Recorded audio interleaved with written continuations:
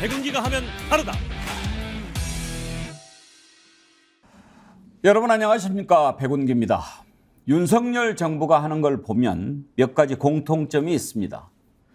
슬그머니 또는 은밀하게 무슨 일을 꾸미다가 들통이 나면 가해자가 누군지 피해자가 누군지 모르게 판을 바꿔버리거나 그냥 모든 것을 여야 또는 진영 간의 대결 구도로 만들면서 정쟁이다 해버리는 겁니다. 후쿠시마 오염수 방류가 그렇고 양평 고속도로 특혜 의혹도 그렇고 이번 고 최수근 해병 수사건도 마찬가지입니다. 법과 양심에 따라서 사건을 수사한 박정훈 해병대 수사단장에게 수사를 다시 하라고 외압을 넣고서는 뜻대로 안 되니까 이제 항명 수계로 몰아갑니다. 오늘은 이 사건을 깊이 들여다보기 위해서 임태훈 군 인권센터장부터 만나보도록 하겠습니다. 생방송 백운기 정치본색 출발합니다. 픽스몰에서 판매하는 미너입니다. 여름 보양식. 전라도 목포에서 잡은 미너를 최고로 치는데 이 미너를 산지 직송해서 여러분들 집까지 29,900원에 보내드립니다. 미너 껍질, 불에 그리고 살코기 포함해서 29,900원입니다. 스픽스몰이나 더보기 링크에 여러분들이 들어가 보시면 이렇게 진공 포장이 돼가지고 뜯어가지고 드시기만 하면 돼요. 요거 22병갑입니다. 껍질 이거 진짜 맛있습니다. 이거. 제대로. 그러니까 여러분들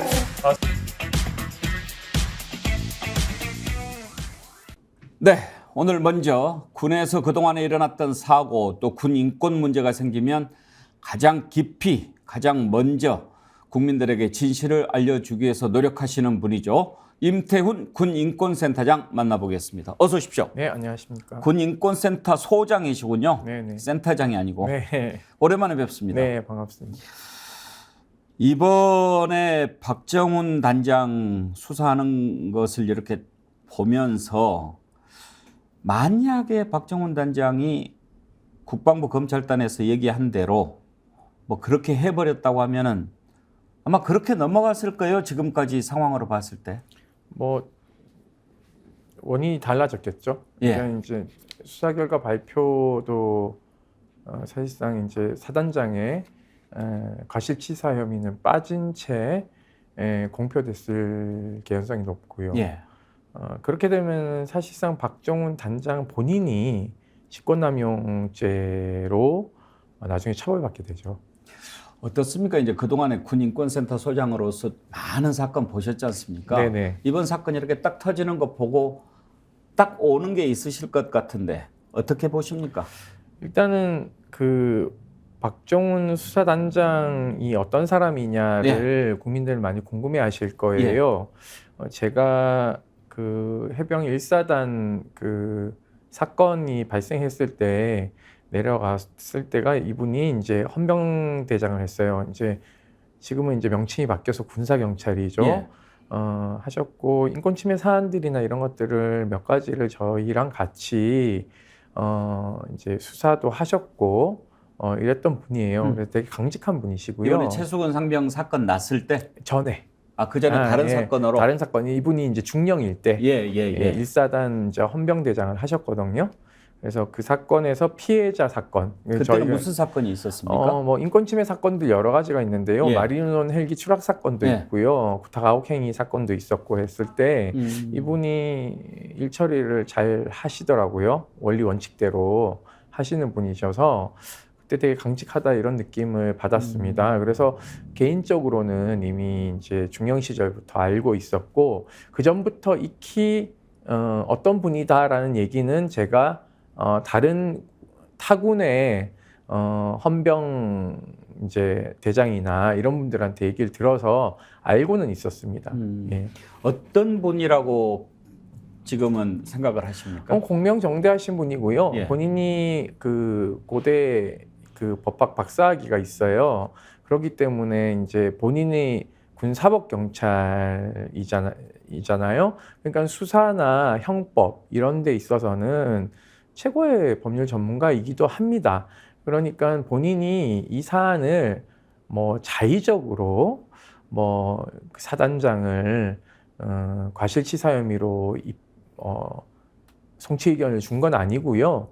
법에 따라서 수사를 했고 명백하게 보셔서 아시겠지만 안정장구 없이 수색에 투입했기 때문에 이런 것이 위험을 이미 예견하고 있는 상황에서 이런 조치를 했는 것 자체가 상당한 과실이 있다라고 보기 때문에 그런 수사를 엄밀하게 다 했고요. 본인이 또 법무관들, 그러니까 군 검사하고도 이 부분에 대한 법리 검토를 한 것으로 저는 알고 있습니다. 그렇기 때문에 혼자서 뭐 이것을 뭐 튀기 위해서 예. 또는 뭐 독단적으로 이렇게 한 것은 아닙니다. 거기도 이제 수사관이 있고 예. 그리고 그 광역수사대장이 있고 자기 밑에 그런 사람들이 다 있기 때문에 그런 건 사실상 어렵다라고 봐야 되는 거죠.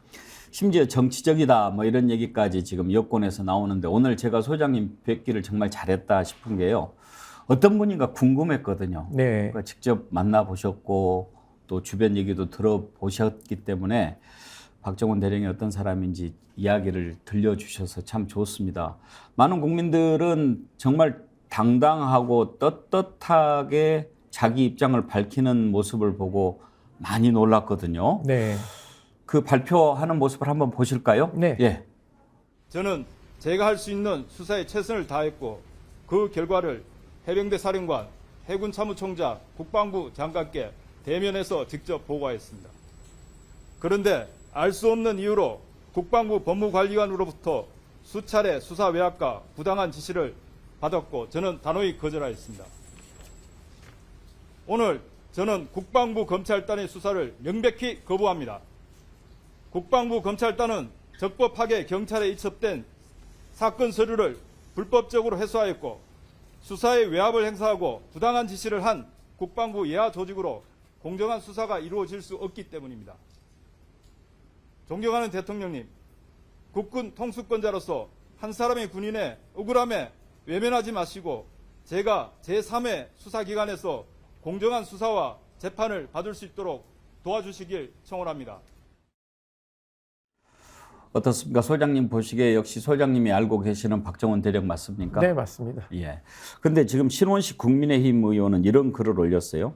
자신과 관련된 군 기강 사건을 정치 사건화함으로써 군과 국가에 엄청난 해악을 끼치고 자신은 야권의 정치적 놀이개로 전락했다.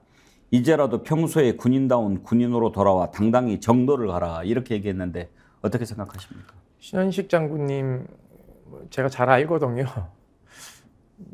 국방부 장관 무지하고 싶으신가 봐요. 네. 국방부 장관하고 싶어서 이러는 것 같습니까? 네, 저는 저런 말씀 하시면 안 된다고 생각하거든요. 본인도 지휘관 하셨고 삼성 장군까지 하셨던 분인데 국방부 장관 하고 싶다고 막말을 저렇게 하시면 안 되죠. 저희까지도 이렇게 뭐 공격하셨더라고요. 저렇게 뭐 이렇게 하자마자 저희가 뭐 기자회견을 했다 이렇게 얘기하는데 저희는 기자회견 이미 준비를 하고 있었고요. 예. 생존자를 저희가 조사를 했습니다. 예. 조사를 했고 그 과정에 문제점이 있다라고 판단해서 저희가 기자회견을 한 것이지 수사단장님이 마치 뭘 하니까 저희가 짜고 치는 고스톱처럼 이렇게 얘기를 하시는데 예. 저는 그렇게 하시면 안 된다고 생각합니다. 그래서 저는 이게 이제 법무관리관이 전화가 오고 5차례나 그 전화 통화 내용을 이제 보면 국방부 장관의 결재가 났는지 법무관리관 모르고 전화했어요. 수사단장한테. 아하. 그러면 전화 끊으면서 차관님하고 다시 얘기하겠다 이렇게 얘기했거든요. 예. 그러니까 여기서도 라인이 꼬입니다. 그러니까 법무관리관이 누구냐 하면 법무부 장관의 법무참모예요. 그래서 모든 법무관들을 지휘 통솔하게 되어 있습니다. 관리하도록 되어 예. 있고요. 그런데 이 사람이 모르고 했다. 장관이 사인을 한지 몰랐다. 대국민 발표하는 브리핑 자료를 그것도 좀 의아스럽고요. 그리고 차관님하고 왜 이걸 얘기를 합니까? 그러니까 결국 차관님 누구랑 얘기했는지 밝혀야 되는 거죠. 장관님하고 얘기 안 하신 것 같아요. 왜냐하면 장관님이 결재한 걸 알았다면 그렇겠죠. 정식적으로 장관님이 결재는 취소돼야 됩니다. 얘기를 하고 취소 과정을 밟아야 되겠죠. 이런 문제점이 있기 때문에 이 결재는 취소한다라고 해야 되는데 그것도 하지 않았어요. 그리고 또 하나는 그러면 장관이 취소하면 이 수사 이첩 자료는 수정할 수 있느냐? 아닙니다. 우리 군사 경찰에 관한 규정을 보면 수사에 대한 직접 조치를 국방부 장관이나 해병대 사령관이 못하도록 되어 있습니다. 즉 작년에 군사법이 개혁되거든요. 그래서 사망 사건하고 성범죄가 민간으로 이첩됩니다. 그러면서 이 규정을 만들었어요. 지휘관이 수사에 개입 못하도록 만들어놨습니다. 그러니까 이 결과는요, 사실상 국방부 장관 하례비가 와도 못 바꾸는 겁니다. 그런데 지금 이거를 손을 대기 시작하니까 문제가 발생한 것이고요. 그리고 본인 진술에 따르면 당시 국방부 장관 결재를 다 맡았습니다. 사령관, 해군 참모총장, 국방부 장관. 그래서 국방부 장관에게 이제 결재한 다음에 이제 수고했다라고 나간 다음에 보직 해임과 관련된 논의를 했다고 했어요. 통상적으로 이 1사단장에 대한 보직 해임 절차는 해군본부에서 합니다. 그래서 제가 파악한 정보에 따르면 해군본부가 해임 절차를 밟고 있었고요. 본인도 그것에 대해 수긍을 하겠다라고 해서 언론에 나갔지 않습니까? 예. 책임지겠다. 근데 그 다음날 말이 바뀌어요. 그 도의적 책임이다. 아하. 요 사이에 무슨 일이 발생했냐? 결국은 임성근 사단장이 짐 싸다가 본인의 범죄 행위가 적시된 걸 파악하고 난 못 받아들인다라고 하면서 문제가 꼬이기 시작합니다. 본인은 이제 뭐 명예롭게 그냥 물러나는 걸로 생각을 했다가 네네. 책임을 지고 물러나는 것처럼 되니까. 그렇죠. 그러니까는 문제는 이제 그 다음에 안보실에서 대령이 전화를 했다는 거 아니에요? 해병대에서 파견 나가 있는 대통령실에 있는 대령이 수사 기록을 좀 보여달라라고 했어요. 수사 기록은 못 보여주죠. 예. 그거는 대통령도 못 보는 겁니다. 경찰이 수사 기록 어떻게 봐요? 그거는 수사 방해 행위이자 사법 방해 행위이거든요.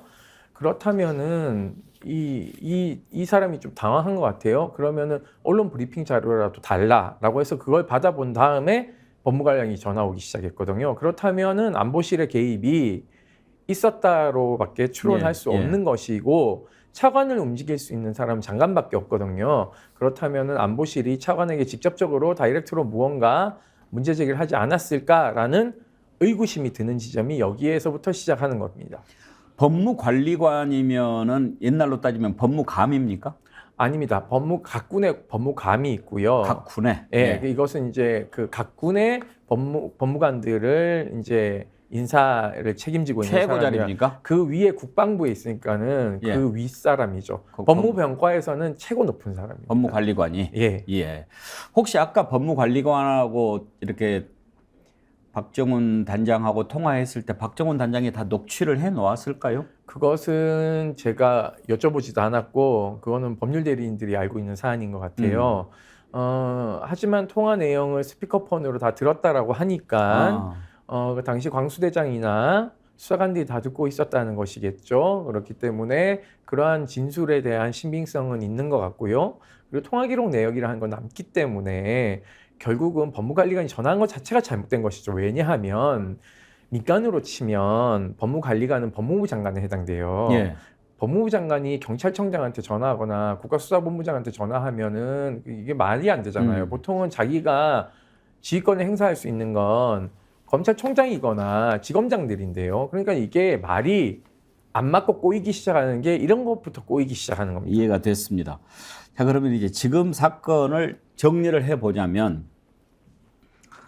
박정훈 단장은 법과 양심에 따라서 조사를 했고 수사를 했고 그 결과 일단 이제 경찰한테 이첩을 해야 되니까 네. 자기가 봤을 때는 이런 정도의 사건은 사단장 이하 이렇게까지 업무상 과실치사 혐의가 적용되겠다 이렇게 생각해서 보낸 거잖아요. 네네. 그리고 이미 국방부 장관한테 결재까지 받았고 네. 근데 이제 전화가 와가지고 야 사단장은 빼라고 느낌이 들게끔 이제 연락을 한 거니까 네. 그 과정에서 이제 궁금한 게 지금 논란이 되는 임성근 사단장의 특수관계입니다. MB정부 때 지금 김태효 국가안보실 차장이라든지 이정석 국방부 장관하고 외교안보 수석실에 같이 있었다는 것 아닙니까? 네.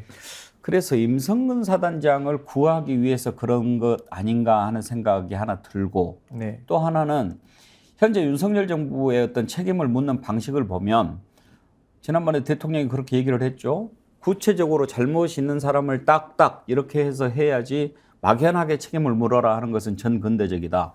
그 방침에 어긋나서 그런 건지 궁금한데 어느 쪽에 있는 것 같습니까? 일단 근무연이 있는 건 사실이고요. 임성근 사단장이 당시 소령일 때 청와대 안보실에 행정관을 했고요. 지금 이종석 국방부 장관이 선임 행정관을 했습니다. 그리고 김태호 그 실장이 비서관을 했고요. 그러니까 근무연이 있는 거죠. 근데 이제 어제 대통령실이 해명하는 걸 보면 근무를 같이 했다고 해서 다 아는 사이는 아니라는 식으로 얘기를 해요. 그러면서 제가 이제 그 기자들의 그 백북 자료를 봤는데 말을 횡설수설하고 계세요. 그러면서 가짜 뉴스고 부도덕하다 이런 얘기를 해요. 되게 그 본질에 대한 얘기를 하면 되거든요. 근데 되게 군더더기 말을 많이 붙이는 거 보니까 평상시 아시겠지만 조금이라도 문제가 되면 의법 조치하겠다. 사실이 아니다. 법적 책임을 묻겠다라고 얘기하는데 뭐 이렇게 얘기를 해요. 국방부가 뭐 이것에 대해서 언론 보도를 하면 그 언론에 대해서 법적 책임 묻도록 하겠다. 법적 책임을 물으려면 저한테 물으셔야죠. 왜 엉뚱한 데에다가 핫플을 하시는지 모르겠고요. 그리고 이런 게 있습니다. 군은 근무연을 굉장히 중요시 여깁니다. 함께 근무한 사람에 대한 끈끈한 어떤 우정이 있어요. 예. 그럼 청와대도 마찬가지거든요. 그러니까 청와대와 이제 안보실이 만났으니까 이 근무연 더 끈끈하고요. 저희가 추론컨대 이런 것도 있는 것 같아요. 작년에 포항에 물난리가 났을 때 보셔서 아시겠지만 해병대 수륙양용 장갑차가 그 시민들을 구하는 모습을 보여주지 않았습니까? 아주 훌륭한 일이죠. 그것에 대한 어떤 그 반대급부가 있지 않을까. 뭐 작년에 이런 일을 열심히 했는데 이것으로 지휘 책임을 물으면은 지휘관들 지휘 못합니다라고 얘기를 하는데 공은 공이고 사는 사죠. 그때도 일사단이었습니까? 네. 그리고 그 공이 있다 하더라도 사실상 이번에 과가 크기 때문에 왜냐하면 언론 플레이를 굉장히 많이 했거든요. 보시면 아시겠지만 버프도 해라, 웃는 모습 보이지 마라, 해병대 티셔츠 잘 보여야 되니까 빨간 거 잘 입어라, 뭐 일렬로 다니지 말고 뭐 이렇게 바둑판 형태로 해라라고 하면서 처음부터 준비를 잘 안 하면서 언론 플레이 할 생각만 해요. 사단장 지시 이렇게 나오지 않았습니까? 그러니까 제가 봤을 때 사단장께서 아마 사령관 하고 싶어서 그럴 것 같고 더 나가서 이분은 사성장군도 꿈꾸시는 것 같아요. 많은 분들이 무슨 해병대가 사성장군을 해라고 하지만 법률이 개정돼서요. 이제 해병대 사령관을 끝으로 전역하는 게 아니라 더 높은 자리로 갈 수 있어요. 그래서 그런 것들에 대한 욕심이 과하지 않았는가라는 생각을 가지고 있습니다. 글쎄요, 그 속을 안 들어가 봐서 잘 모르겠습니다만 이제 궁금한 거를 몇 가지 좀 하나하나 여쭤보겠습니다. 어제 군인권센터에서 기자회견을 하셨던데요. 가장 우리 국민들이 좀 걱정하는 부분이 그거거든요. 박정훈 대령 오랜만에 참 강직한 군인을 봤는데 불이익을 당하면은 어떻게 하지 이런 걱정도 있고 저런 사람들은 좀 의인인데 뭐 국민권익위원회나 이런 데서 좀 뭐 공익 제보자로 인정을 해주고 이렇게 해야 되는 거 아닌가 하는 생각도 있거든요. 근데 군인권센터 기자회견 하신 거 보니까 국가인권위원회가 좀 나서야 된다 이런 얘기를 하셨더라고요. 네, 그 며칠 전에 그 국가인권위원회에 계신 군인권보호관께서 이례적으로 성명을 직접 나오셔서 기자들 앞에 발표하셨어요. 그 내용을 요약하면 보직해임은 잘못됐다. 그리고 항명 수계로 의율하는 그 기소하거나 범죄를 묻는 것도 중단해라. 그리고 즉각 수사 자료를 이첩하라라고 했는데 국방부가 그대로 씹었어요. 그날 바로 국방부 조사본부에다 사건을 배당해서 재조사라고 얘기합니다. 그래서 결국은 이게 이제 성명에 불과하니까 이렇게 이제 묵살하는 거다라고 판단해서 국가인권위원회 법에 보면 인권 침해가 돌이킬 수 없는 피해가 예상된다라고 판단될 시에는 긴급구제를 할 수 있는 법률 조항이 있어서 저희가 박 단장님을 인권 침해 피해자로 명시하는 진정서와 더불어서 이 진정 사건을 공고하기 전까지 가처분적 성격인 긴급구제 신청을 저희가 접수를 했고요. 요겁니다. 요게 이제 진정서고요. 진정서에는 국방부 장관, 국방부 검찰단장, 국방부 조사본부장, 해병대 사령관이 피진정인으로 되어 있고요. 저희가 진정인이고 피해자가 이제 박정훈 단장입니다. 예. 제3자 진정이고 예, 예.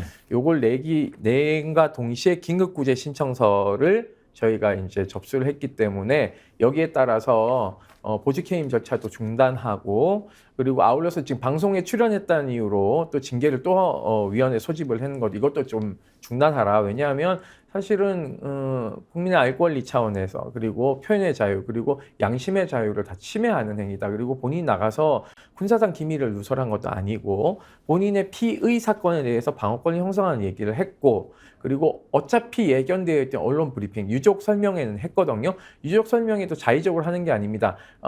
그 군사경찰관에 대한 그 군사법경찰권에 대한 규정에 중간 유족 설명회를 하도록 되어 있어요. 그래서 충분히 유족 설명회를 했고 그리고 박정훈 단장이 이런 결심을 하게 된 이유 중에 하나가 그럼 결국 본인이 발표하는 것이 유족에게 설명한 것하고 다르게 되어버리거든요. 그러면 유가족을 두 번 죽이는 행위죠, 사실상. 그러니까 본인 양심의 가책도 있는 겁니다. 그래서 이런 문제를 본말을 전도하는 행위 자체를 좀 중단해야 된다라는 판단에서 저희가 이런 조치들을 취했습니다. 그러셨군요. 또 다른 궁금한 거 여쭤보고 싶은데 그 전에 어제 보도자료 내시면서 조선미디어그룹, 채널A, 아시아경제, 한국경제의 본 보도자료 인용을 불허합니다. 이렇게 쓰셨는데 네.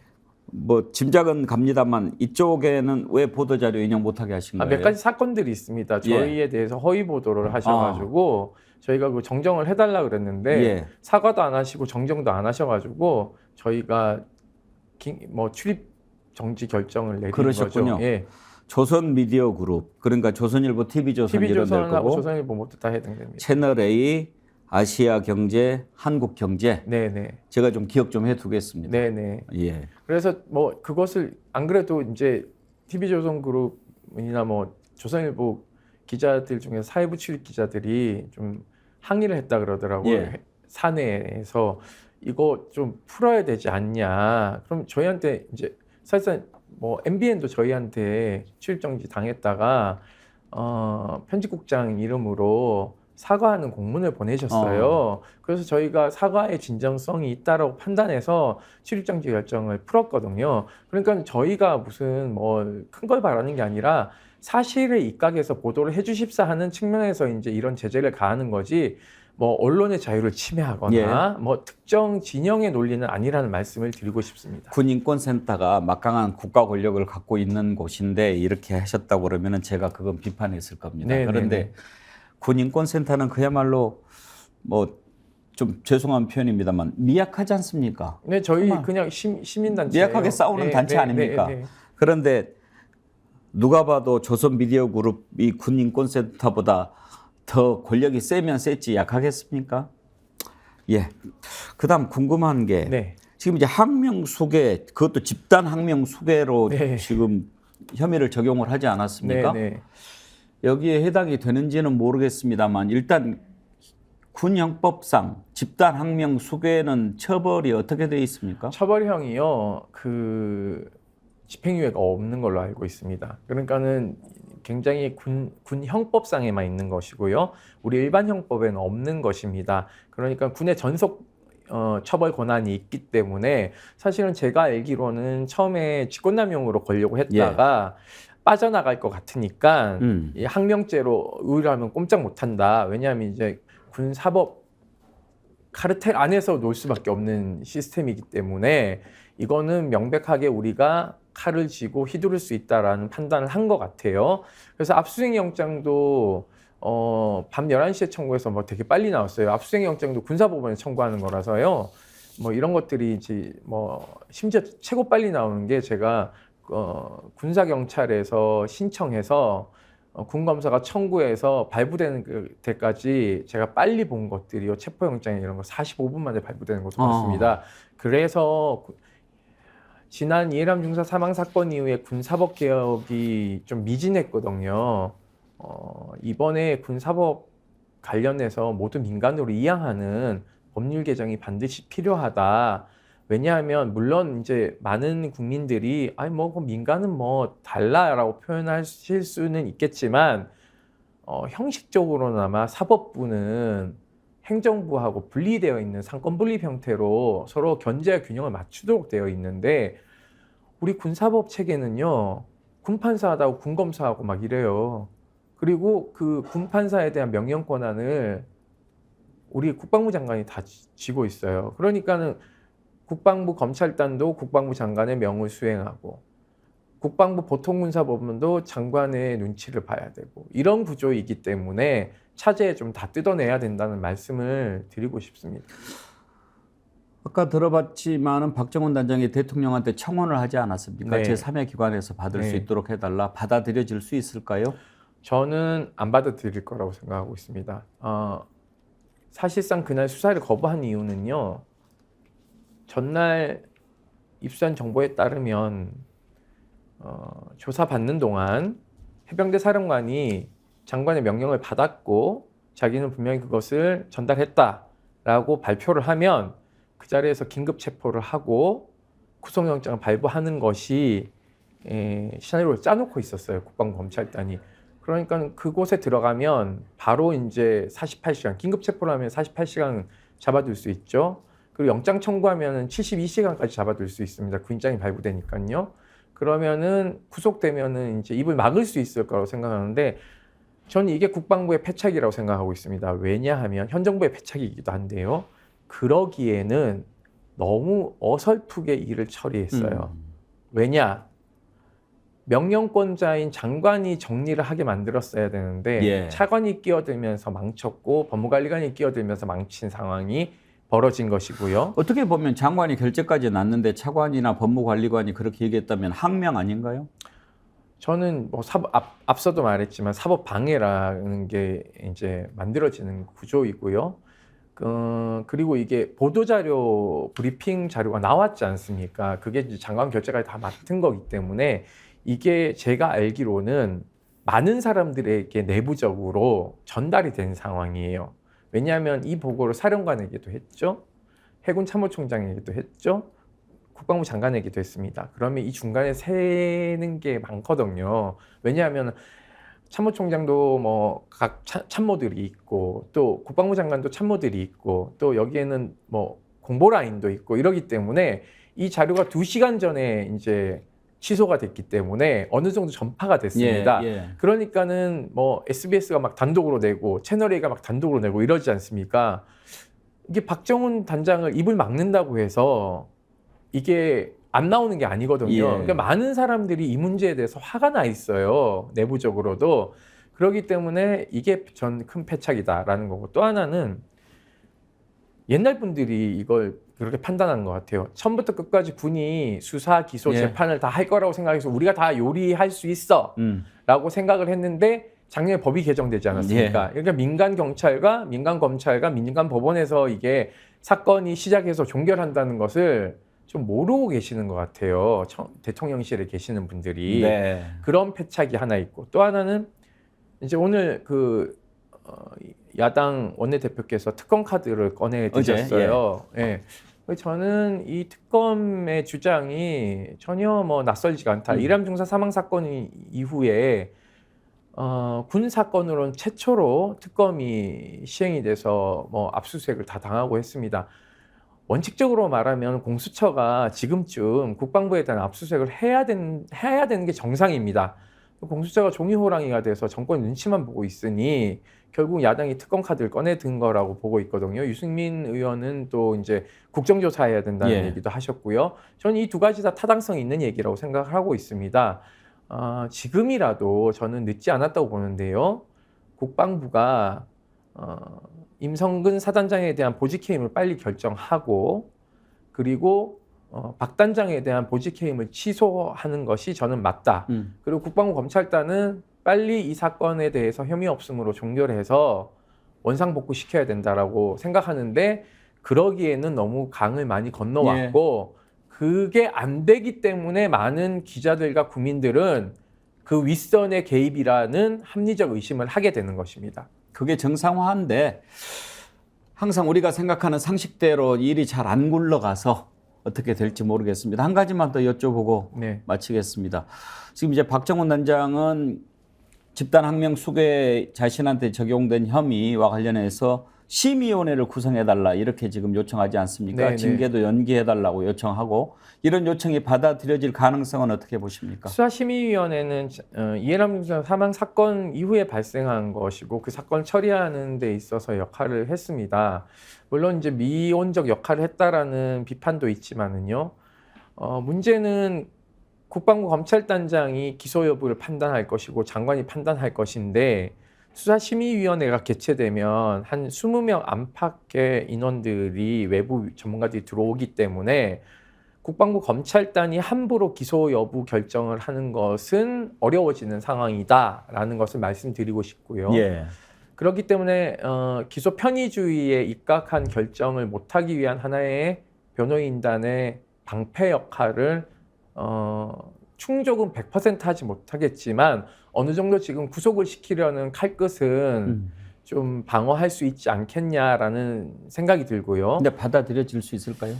안 받아들여지면 또 안 받아들여지는 대로 싸워야 되지 않을까요? 그리고 그동안의 여론이 가만히 있을까요? 라는 생각이 드네요. 저는 이제 뭐 공수처가 움직이든 특검 카드가 이제 뭐 특검이 통과되든 이것이 또 하나의 변수라고 생각하고 있고요.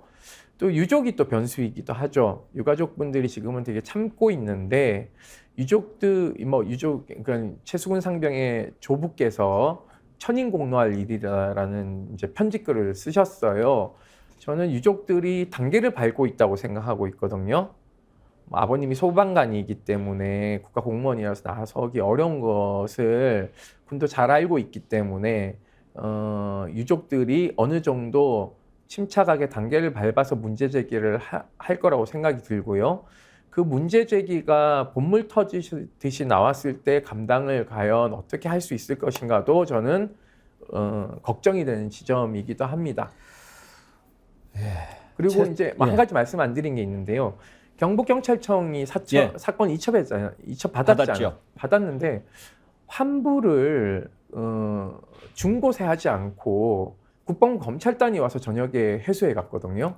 이것도 불법입니다. 그렇죠. 해병대에서 넘겼는데. 공무집행 방해죄 플러스 직권남용이거든요. 예. 왜냐하면 지금 이 사건이 만약에 박 단장이 무혐의 처분이 나면은요, 국방부 검찰단과 그 기소에 관여했던 검사들은 다 직권남용 권리행사 방해에다 공무집행 방해죄로 다 본인이 다 사법 처리 당해야 돼요. 이게 이해 충돌 관계에 놓여 있는 집단이 그것을 가져갔다는 것은 이 기록을 위변조 내지는 조작하기 위한 것이다라고 그런 의도로 보이죠. 예. 그러면은 경북 경찰청도 잘못이 있는 것이죠. 다만 문제는 이제 위계상 국방부 검찰단이 해병대 수사단보다 더 위에 있고 권력이 더 있기 때문에 지금은 마음먹은 대로 갈 수 있을지 모르지만 역사가 그렇게 흘러가지 않죠. 가져가도 사실은요. 국방부 조사본부가 가져가는 것도 이상한데 만약에 상급기관이 가져간다면 국방부 조사본부가 가져가는 게 맞죠. 이런 게 모두 스텝이 꼬이는 거고 경찰도 지금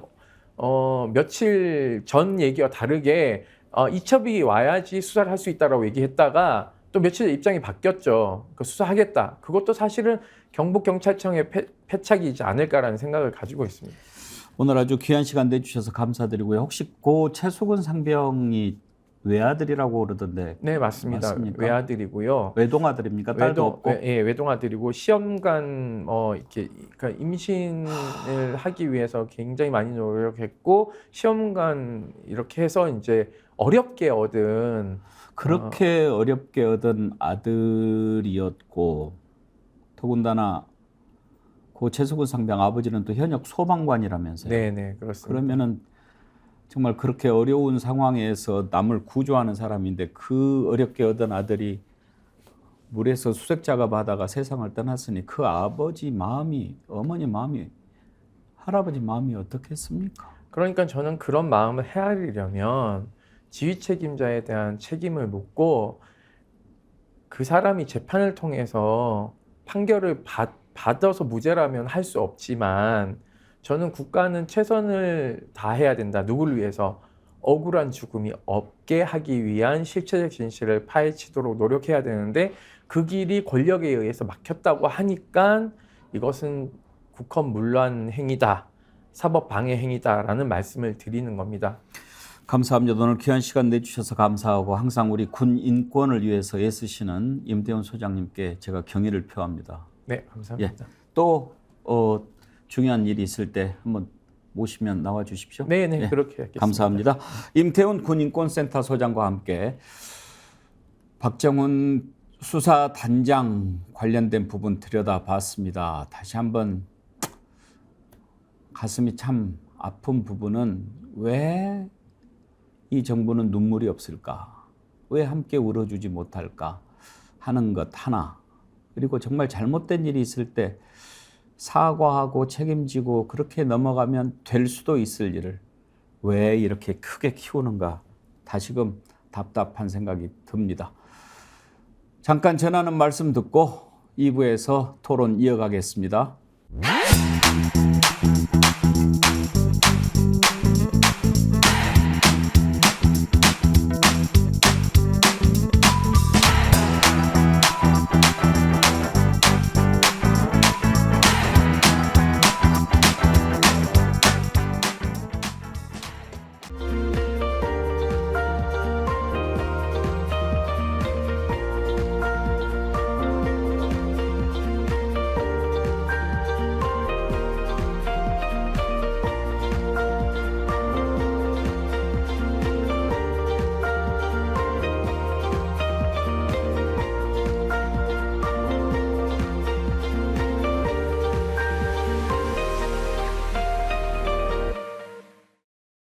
픽스몰에서 판매하는 미너입니다. 여름 보양식. 전라도 목포에서 잡은 미너를 최고로 치는데 이 미너를 산지 직송해서 여러분들 집까지 29,900원에 보내드립니다.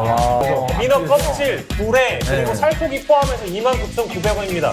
스픽스몰이나 더보기 링크에 여러분들이 들어가 보시면 이렇게 진공 포장이 돼가지고 뜯어가지고 드시기만 하면 돼요. 요거 22병갑입니다. 껍질 이거 진짜 맛있습니다. 이거. 제대로 그러니까 여러분들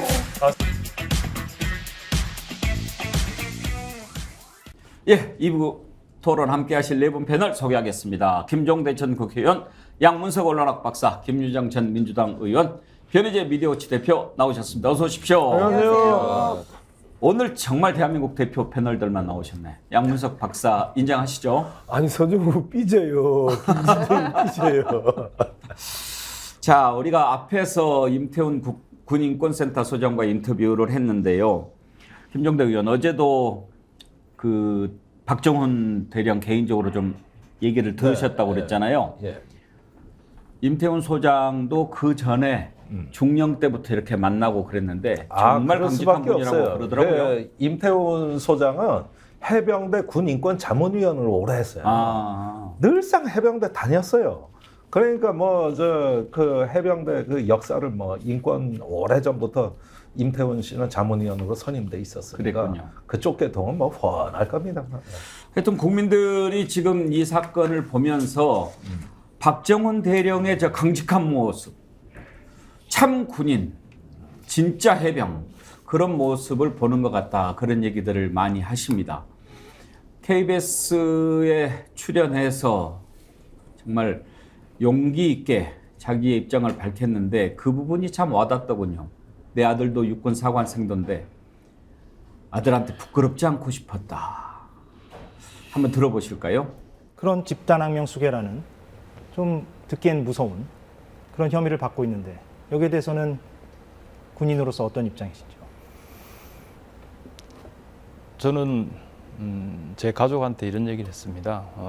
나는 내일 죽어도 좋다. 근데 집단 항명의 수괴라는 것은 도저히 받아들일 수 없다. 지난 살아온 내 군생활, 그 다음에 나를 아는 모든 사람들이 아마 이러한 부분들을 어떻게 생각할 것인가. 그리고 특히 이제 제 아들이 현재 육군사관학교 재학 중입니다. 아, 그렇습니까? 예. 그래서 아들한테도 아버지를 자랑스럽게 생각해라. 아버지는 전혀 부끄럽게 한 행동을 한 적이 없다.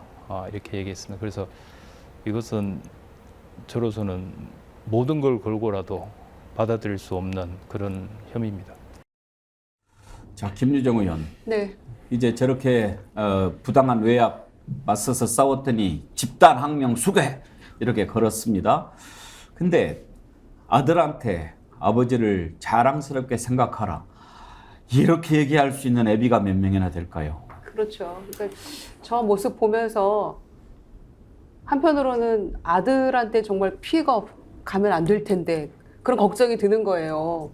이렇게 공정하게 수사하라는 대통령의 지시를 받아서 열흘 동안 열심히 했잖아요. 그럼 국방장관의 제각까지 받고 이첩하라는 것도 거기 적혀 있었고 어깨도 두드리면서 고생했다고 했고 그랬는데도 이게 하루아침에 뒤바뀌어 버리고 경북청으로 이첩이 된 거를 가서 가지고 왔잖아요. 근데 이런 일이 어떻게 2023년 대한민국에서 벌어집니까? 이런 외압이. 그래서 그런 아버지의 모습을 보면서 자랑스러워해라라고 자식의 이름을 걸고 얘기할 수 있는 거는요. 정말 아버지가 떳떳할 때만 할 수 있는 거거든요.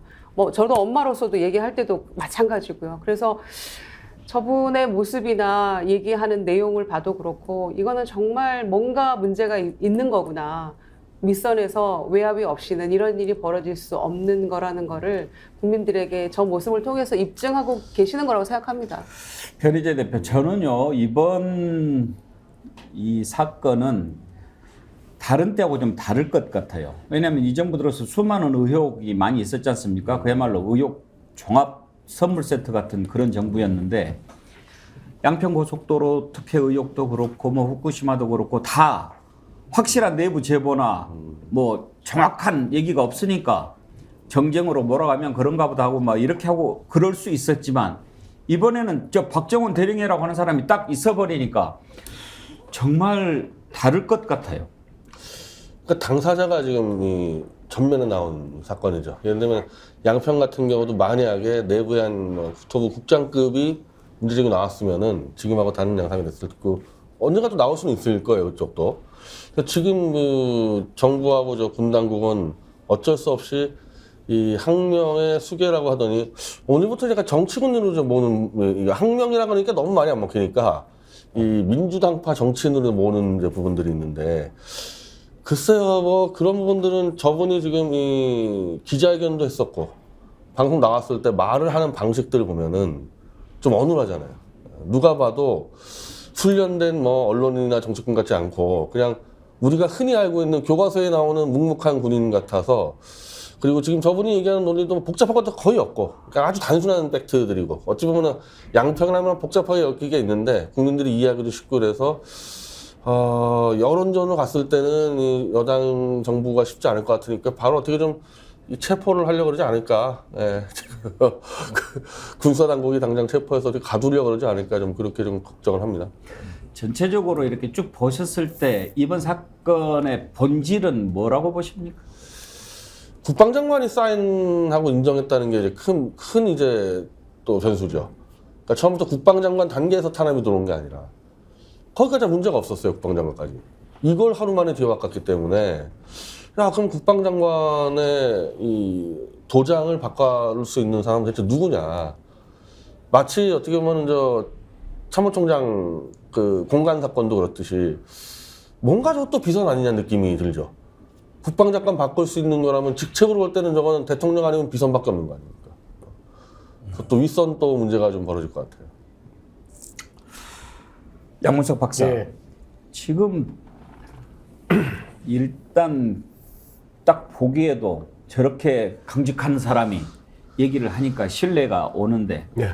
그것을 어떻게 해서든지 이제 국민의힘 신원식 의원 같은 경우에는 정치 군인 이렇게 지금 몰고 가려고 한단 말이에요. 네. 노리개 이런 표현까지 쓰고 그러는데 아까 임태훈 소장은 신원식 의원이 국방장관 하고 싶은 모양이라고 그렇게 얘기를 합디다마는 그렇게 한다고 본질이 바뀔까요? 네, 아주 습관성 그 뒤집어 씌우기인데요. 이번에 정진석의 노무현 대통령 그 이 명예훼손과 예. 관련해서 6개월 징계를 때렸던 판사를 향해서 노무현 팬클럽 수준이다 이렇게 하고 예전에 노무현 대통령에 대해서 존경한다고 이야기를 했기 때문에 감정적이다 그리고 노무현의 팬이다 노사모다 이렇게 지금 몰아가면서 그 메신저 자체를 갖다가 정치 판사로 몰아버렸단 말이에요. 여기도 이제 지금 정도는 정치 군인 하다가 이제는 나중에는 이제 간첩이라고 하겠죠. 그리고 안 그러면 좌파 정치인이라고 하겠죠. 근데 신원식이라는 사람이 아주 재밌는 사람이에요. 이 사람이 진짜 나쁜 사람인데 이 사람이 처음에 그 유승민 따라서 가요. 그래서 유승민 대통령 후보 국방부 국방안보 특보를 해요. 그리고 나서 또 그 국힘당으로 가요. 그래서 국힘당에서 좀 얼쩡거리다가 비례대표를 받아요. 이 사람이 틈만 하면 요새 유승민도 조져요. 기본적으로 군인으로서의 그 어리든 소신이든 없이 어쨌든 자기가 그 비례대표에서 한 번 더 이제 지역구 받아가지고 국회 난해 보려고 하는 아주 이 권력의 눈이 먼 사람 정도 아주 나쁜 정치군인, 나쁜 어미. 이 사람이 계속해서 이런 이야기를 하는 것 자체가 자신이 그 안에서의 이 위치가 좁기 때문에 계속해서 국방과 관련되면 자기가 뭔가 이야기를 해야 되는데 자기가 뭔가를 이야기했는데 언론에서 안 받아줘. 그러니까 이제는 정치군이 이런 식으로 치쳐나가는 거나 정진석에 대해서 그 형벌을 때렸던 판사를 향해서 노사모 회원이라고 공개하는 거나 똑같다. 그래서 이들이 분리하면 정치판으로 섞어버리고 그리고 남탓하고 그리고 다른 자신들 지지자들이 안 좋은 이미지와 결합시켜서 뭉개버리는 이런 아주 상습적인 이미지 이 정치를 하고 있네요. 네. 정치 군인의 항명인지 강직한 군인이 올바른 길을 가고 있는데 외압을 가한 것인지 이제 뭐 진실이 드러나지 않겠습니까? 김정도 의원, 지금 공방이 일단 있는데 실체적 진실을 밝히기 위해서는 무엇이 가장 필요하다고 보십니까? 예, 물론 뭐 특검이라든가 국회 국정조사가 적극적으로 검토돼야 되겠습니다. 그런데 이 사건은 지금 현재 진행형 사건이에요. 제가 이 사건을 보면서 아차 싶어 하나 놓친 게 있어요. 정말 중요한 걸 놓쳤구나. 8월 2일 날 그 수사단장이 외압에도 불구하고 경북경찰청, 안동에 있는 경북경찰청을 찾아가 사건 이첩을 강행했거든요. 이게 8월 2일입니다. 예. 근데 8월 3일 날 국방부 검찰단이 경북경찰청을 찾아가서 그 서류를 회수해 오거든요. 예. 요 장면을 놓쳤어요. 요 장면을. 보니까 경찰청이 왜 그렇게 순순히 서류를 내줬을까? 이 부분을 우리가 자세히 못 봤어요. 그 다음에 그 서류를 내주고 그 다음이 더 황당한데 경북경찰청에서 입장을 발표합니다. 근데 뭐라고 발표하냐면 이첩되기 전까지는 수사에 착수하지 않겠다. 이렇게 발표하거든요. 예. 이게 사망 사건이 발생했는데 한 달이 다 돼가는데 수사 안 하겠다고 얘기하는 경찰 보셨습니까?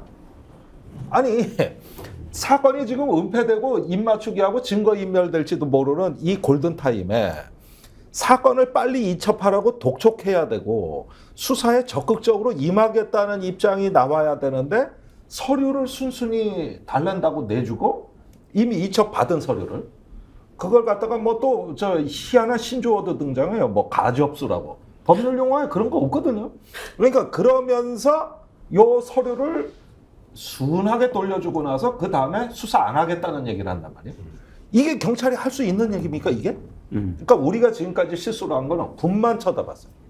근데 이게 애시당초 국방부에도 그렇게 외압을 행사할 정도의 센 힘이라면은 당연히 경찰에도 압력을 행사할 수 있는 겁니다. 예.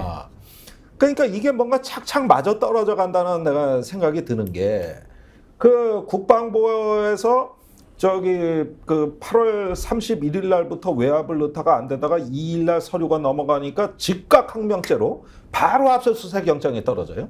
그러면 3일인가 4일이 이미 압수수색 휴대폰 포렌식에 들어갔어요.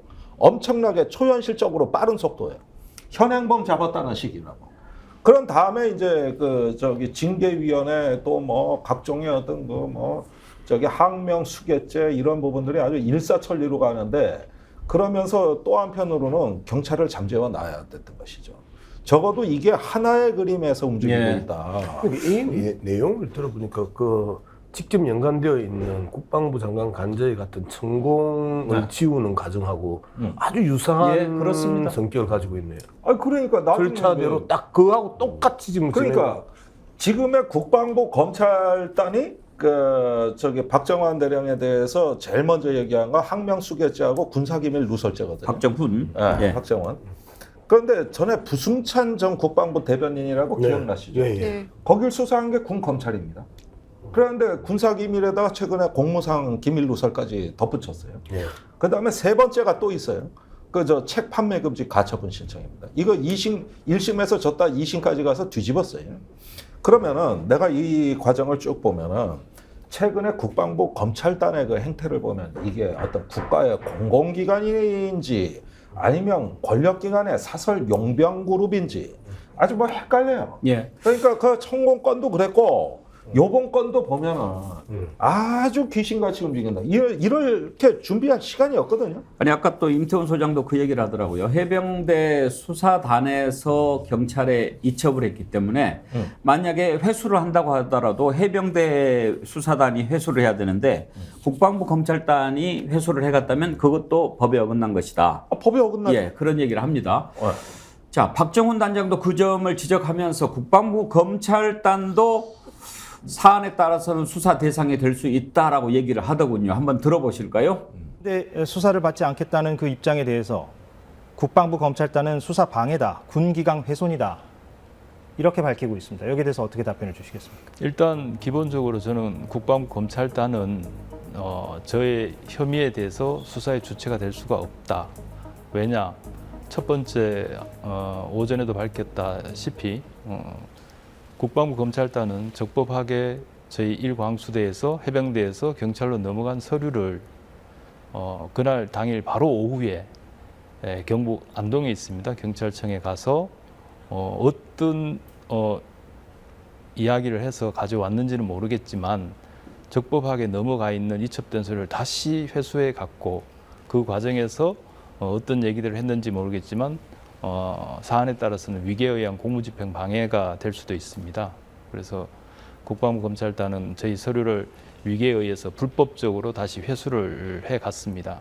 또한 제가 오전에도 말씀드렸다시피 법무관리관으로부터 저는 외압을 받았고 수사 외압을 받았고 그 국방부 조직을 보면 국방부 검찰단은 국방부 예하에 있습니다. 예. 그래서 법무 관련된 법무관리관이나 검찰단이나 다 이제 같은 법무 관련된 업종을 하고 있는 그런 부류들인데 과연 이게 과연 공정할 수 있는 것인가?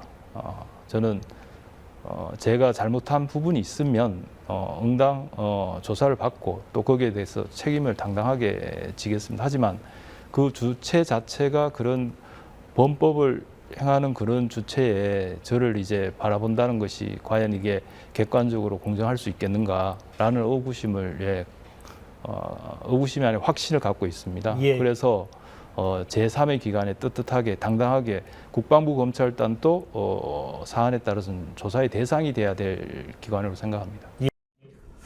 변희재 대표, 그런 생각 들지 않습니까? 잘못하다가는 박정훈 대령 나중에 대통령 되겠다는 생각 들지 않습니까? 뭔가 좀 떠오르는데요? 아니 근데 이 정권 안에서 지금 사실은 딱 하나 초점이 맞춰서 그렇죠. 저런 비슷한 사람이 너무 많아요. 앞으로 대통령 사람들은 넘칠 것 같아요. 이런 식으로 가게 되면은 너무 많아서 하나 하면은. 그러니까 지금 저분이 이 공정하게 수사를 해야 될 국방부 검찰단 자체가 범죄를 저질렀으니 내가 어떻게 수사 협조할 수 있겠냐 이거잖아요. 그럼 사실은 이거는 특검밖에 안 남은 거 아닙니까 한다면. 특검 죽었다 해도 안 받는다는 거예요. 특검 안 받는다는 거 아닙니까? 그쪽 정부 여당에서는. 그럼 일단은 법적으로는 현재 국방부 검찰단은 저 박 대령을 체포 구금하는 수밖에 없을 거 아니에요. 뭐 그렇다고 한들 진실이 가려지겠습니까만은 김유정 의원 저는 보면서 그런 생각 들어요. 너네 이번엔 좀 잘못 걸린 것 같다. 그런 생각이 자꾸 듭니다. 예. 아니 이 지금 박정훈 대령의 이 상황을 보면서 윤석열 대통령이 10년 전 자기 모습 떠올려야 되는 거 아닌가요? 아니 본인은 국정원 댓글 사건의 그 수사를 맡으면서 강단이는 검사로 떴던 거잖아요. 국감 때 나와가지고 조목조목 내가 기왕 말이 나온 김에 다 제대로 얘기하겠습니다 하면서 해가지고 국민의 지지를 얻었고 그럼 본인이 굉장히 강단 있는 검사로 떠가지고 오늘날 대통령 된 거잖아요. 또 이동관 특보 관련된 국정원과 이 그 청와대 홍보수석 간의 수석실 간의 MBC에 대한 뭐 그 사찰이나 뭐 이런 거 관련해 가지고도 또 그 부분에 대한 수사도 했었잖아요. 그런데 그런 이동관은 방통위원장으로 앉히겠다고 저러고 있고 이 박정원 대령 같은 10년 전 본인의 모습을 지켜보고 있는 윤석열 대통령이 이 부분에 대해서는 침묵하고 있고 본인이 공정하게 수사하라고 지시했고 그 대통령의 명을 받들어서 열흘 동안 열심히 수사했고 국방부 장관의 결재까지 받은 이 사안에 대해서 하루아침에 뒤집히는데 군 통수권자인 대통령이 침묵하고 있어요.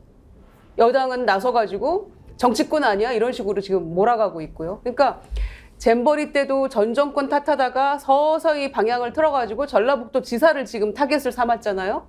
이 건도 마찬가지로 처음에는 집단 항명 수괴다 이렇게 가다가 이거 정치꾼이다. 뒤에 누가 있는 거 아니냐 이런 식으로 또 몰아가는 거죠. 그래서 이 상황을 보면서 국민들이 특히 자식 군대 보내야 될 엄마들이 어떤 느낌이 들겠습니까?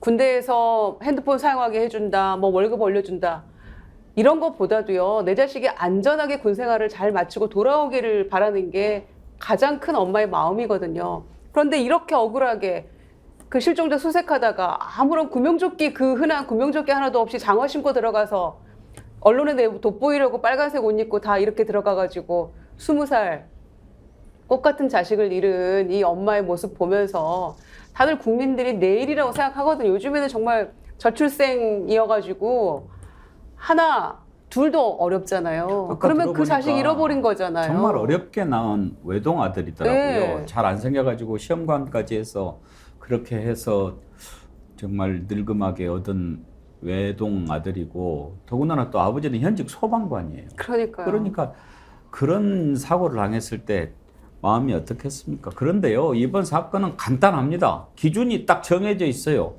자, 박정원 수사단장이 법과 원칙에 따라서 수사했느냐 안 했느냐 그걸 보면 되는 겁니다. 그래서 만약에 잘못 수사를 했는데 이렇게 말을 듣지 않는다면 그건 집단 항명 수괴 아니라 별 죄를 다 물어도 될 겁니다.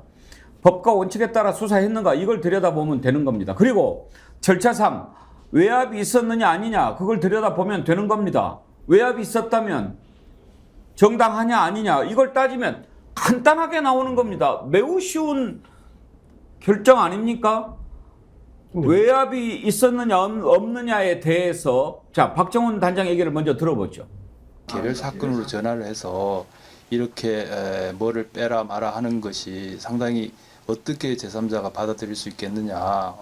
나는 일단 굉장히 외압으로 느껴진다라고 얘기했었습니다. 차관으로부터 온 메시지인데 하면서 쭉 읽어주시는데 거기 보면 똑같은 얘기였습니다. 해병대는 왜 시키면 시킨 대로 안 하느냐라는 약간 질책성 문구도 좀 있었고 하나 뭐 보직 해임되고 하는 부분은 큰 문제는 아닌데 자칫 수근이의 이 죽음이 우리가 설명드렸던 내용하고 변질될 것이 나는 가장 우려된다. 양우석 박사, 예. 외압이 있었는지 없었는지 밝히면 될 거 아닙니까? 다 밝혔잖아요. 일단 본인은 다 밝혔고요. 패턴이 똑같잖아요. 이게 이 12구 이태원 참사 때 꼬리 자르기 하고 말단 공무원들만 우수수 그 징계 먹고 구속되는 행태나 그 다음에 지난번 오송 지하차도 그 수물 사건에 있어서도 도지사, 담당 장관, 그 다음에 청주시장 아무런 그 조사하지 않고 아랫도리만 싹 그 또 치는 압수수색 들어가는 것 모습이나 대표적으로 꼬리 자르면서 말단 그 공무원들이나 말단 지휘관들에게 이 행하는 이 책임을 떠넘기는 모습들이 이제 대표적인데요. 자, 이번 사건의 핵심이 뭐예요? 수사 대상 축소해라. 이거 아니에요. 수사 대상 축소해라. 그런데 장관이 결재했는데 했더니 장관이 결재했다고? 차관하고 이야기해보지. 자, 그러면 이제 다 나왔잖아요. 주인공들. 장관은 용산과 차관에게 왕따를 당하고 있었고 그 다음에 이 수사 법무관리관과 차관이 다이렉트로 연결돼 있고 차관이 용산하고 연결돼 있고 용산은 위에 대통령이 있고 이렇게 기본적인 계보도도 다 나왔어. 어떻게 이제 문제를 해결할 겁니까? 첫 번째 뭐 국방부 검찰단한테 맡길 수도 없고 공수처한테 맡길 수도 없고 검찰한테 더더욱 맡길 수 없고 경찰은 이미 마탱이가 갔고 그러면 이제 국회에서 이야기를 해야죠. 국정조사 빨리 들어가야 되고 그 다음에 국정조사의 결과를 갖고 특검 들어가야 되고 이제 이게 기본적인 그 스토리는 다 나왔어요. 그리고 문제의 성격은 고위직들의 실수를 은폐하기 위해서 말단지간에게 떠넘기기를 한다. 라는 부분들은 기본적인 그 윤석열 정권의 사건 사고 이후의 문제를 그 끌고 가는 기본적인 패턴이고 이제 다 나왔어. 안 봐도 다 보여. 이제 이 상황에서 얼마만큼 민주당이 제대로 싸워내느냐 이 부분이 이제 오히려 더 관건이에요. 자, 여기서 한 가지 덧붙일 게 뭐냐면은 제가 아까 그 다음날 회수했다 그랬는데 그 당일날 회수했나요? 오전에 이첩하고 오후에 회수한 겁니다. 근데 이렇게 긴급했던 이유가 뭐냐는 거예요. 이 정확한 이유를 알아야 되는데 그때 당시에 넘긴 이첩 사료에 들어있는 내용은 사단장에 관한 내용입니다. 예. 이렇게 돼 있는 거예요. 그 정훈 공보 참모가 그 사진을 가서 연락에 찍었어요. 막 장병들이 물속에 들어가 이렇게 수색하는 걸 찍었어요. 그걸 카톡에 올리고 다음날 이게 언론에 보도된 거 그 스크랩까지 해가지고 링크를 다 해서 사단장한테 딱 보기 좋게 카톡으로 보고를 했다고. 근데 사단장이 그때 너희 반응이 뭐냐면 아주 잘 됐다. 그러니까 그 저기 이제 첫날 그런 어떤 물 수색에 대해 가지고 아주 잘했다고 칭찬을 한다고요. 그랬는데 막상 그 다음에 최수근 상병이 그 탕류에 휩쓸려 가고 나서는 말이 바뀐 거예요. 수사 과정에서. 어떻게 말이 바뀌었느냐. 그 물속에 들어가 수색한다는 거는 저기 장례식 때 가서야 처음 알았다. 사단장은 일사당 우리 장병들이 그 물속에 들어간 걸 몰랐다. 이렇게 진술해버린 거예요. 처음에. 책임은 지겠다고 해놓고. 그런데 이게 분명히 허위 진술인 증거가 카톡에서 나온 거예요. 이 물속에 들어가서 하는 걸 너무 인상적으로 본 거예요. 사단장은. 그 다음에 그때 해병대가 엄청나게 언론 플레이 많이 했어요. 심지어 상륙 돌격 장갑차까지 출동시켰어. 왜 상륙 작전 때 물 위로 떠다니는 그걸로도 물을 하고 뭐 사실은 그거 쓸데없는 일이거든요. 그러면서 이렇게 하니까 뭐 언론에서 뭐 한겨레, 매일경제, 경향 주로 한겨레 같은 진보 언론하고 경제지가 있었더라고. 이걸 하나하나 다 본 거야 사단장이. 그러고 나서 거기에 반응까지 보였다고. 근데 수사 때는 어떻게 진술을 하냐면은 수사단에다가는 나는 물속에 들어간 건 몰랐다. 이렇게 진술합니다. 예. 그러면은 일단 수사단장 입장에서는 1사단장이 분명히 허위 진술하고 증거인멸이 될 우려가 높은 거예요. 나중에 이 카톡도 정훈 참모 부르고 뭐 현장 지휘관 불러가지고 얼마든지 말 맞추기가 가능해요. 야, 그때 내가 알고서 물어본 거 아니지? 아니지? 이렇게 자꾸 하는 거죠. 그러면은 지금 이거를 넘겼을 때 왜 그렇게 군 검찰에서 총각을 다투면서 회수를 했겠느냐. 거기에 들어있는 내용이 문제가 되는 거예요. 그러면은 처음에 법무관리관이 압력을 넣은 거는 뭡니까? 사단장 빼라는 얘기입니까? 그러니까 직접 지휘에 책임 있는 사람만 넣지 왜 넣어가지고 이러면서 다 빼라 그랬잖아요. 그러면 혐의 내용을 빼라 그런 거예요. 그게 바로 이거예요. 사단장에 대해 가지고. 그러면은 이게 그 수사단의 입장에서 보면은 이건 처음부터 사단장 구하기 외압이다. 처음부터 그렇게 이미 방향 설정이 됐다. 이렇게 걸 이미 수사단장은 눈치를 다 채고 그러니까 거기서 그걸 회수해 간다는 거는 이제 본격적인 조작, 은폐, 왜곡으로 가는 길이 시작됐다고 보는 거예요. 그렇죠. 그러니까 딱 봐도 이거는 사단장 책임을 면할 수가 없겠네. 이렇게 이제 박정훈 단장은 생각을 했는데 한참 있다가 결재까지 났는데 사단장 빼 이러니까. 근데 변희재 대표 보시기에 왜 사단장 빼라고 한 것 같습니까? 그냥 보도로 나오는 거는 이제 그때 그 분하고 무슨 MB 정권 때 뭐 김태효 씨 등등이 같이 일을 했다. 그렇게 이 사적 인맥 연결도 있겠지만 애초에 아까 이 정권은 원래부터 모든 사건에 대해서 상급자 책임은 안 지는 걸로 이렇게 나름대로 원칙을 정하지 않았습니까? 딱딱 묻는 똑같잖아요. 걸로. 모든 사건을 해결하는 방식들이. 최대한 밑에 실무진으로 가고 그거를 아까도 표현하듯이 직접적으로 연결된 사람. 그러니까 예를 들면 뭐 이태원 참사 나가면 직접적으로 이태원에 가서 뭐 지휘한 사람 이런 거지. 왜 현장하고 관계없는 이상민이라든지 이런 행정 책임을 지게 하느냐. 그래서 이 사단장과의 뭐 대통령실에서의 뭐 김태호 정도의 사적 인맥도 있겠지만은 그게 아니었어도 이 사건은 원래 그렇게 가기로 돼 있지 않았을까. 그리고 앞으로 벌어질 모든 사건은 다 이렇게 해결하지 않을까. 그렇게 생각을 해봅니다. 근데 김유정 의원, 네. 눈물이 있어야 되잖아요. 이 정권에 눈물이 없어요. 국민의 마음에 전혀 공감하는 능력이 결여된 정권인 것 같습니다. 그러니까 가슴 아파하는 것도 없고요. 그 수많은 국민이 이태원 참사로 유명을 달리했어도 그 여사도 마찬가지예요. 부부가 마찬가지입니다. 대통령 부부가 그 부분에 대해서 정말 너무 처절하게 진짜 막 가슴 아파하고 눈물을 막 함께 흘리고 이런 마음이 첫째 없고요. 그렇게 가슴 아파하고 막 눈물 흘리고 이런 마음이 있었다면 그런 식으로 장례를 치르지는 않았겠죠. 위패도 영정도 없이 막 빨리 해치우듯이 그런 식으로 하지 않았을 겁니다.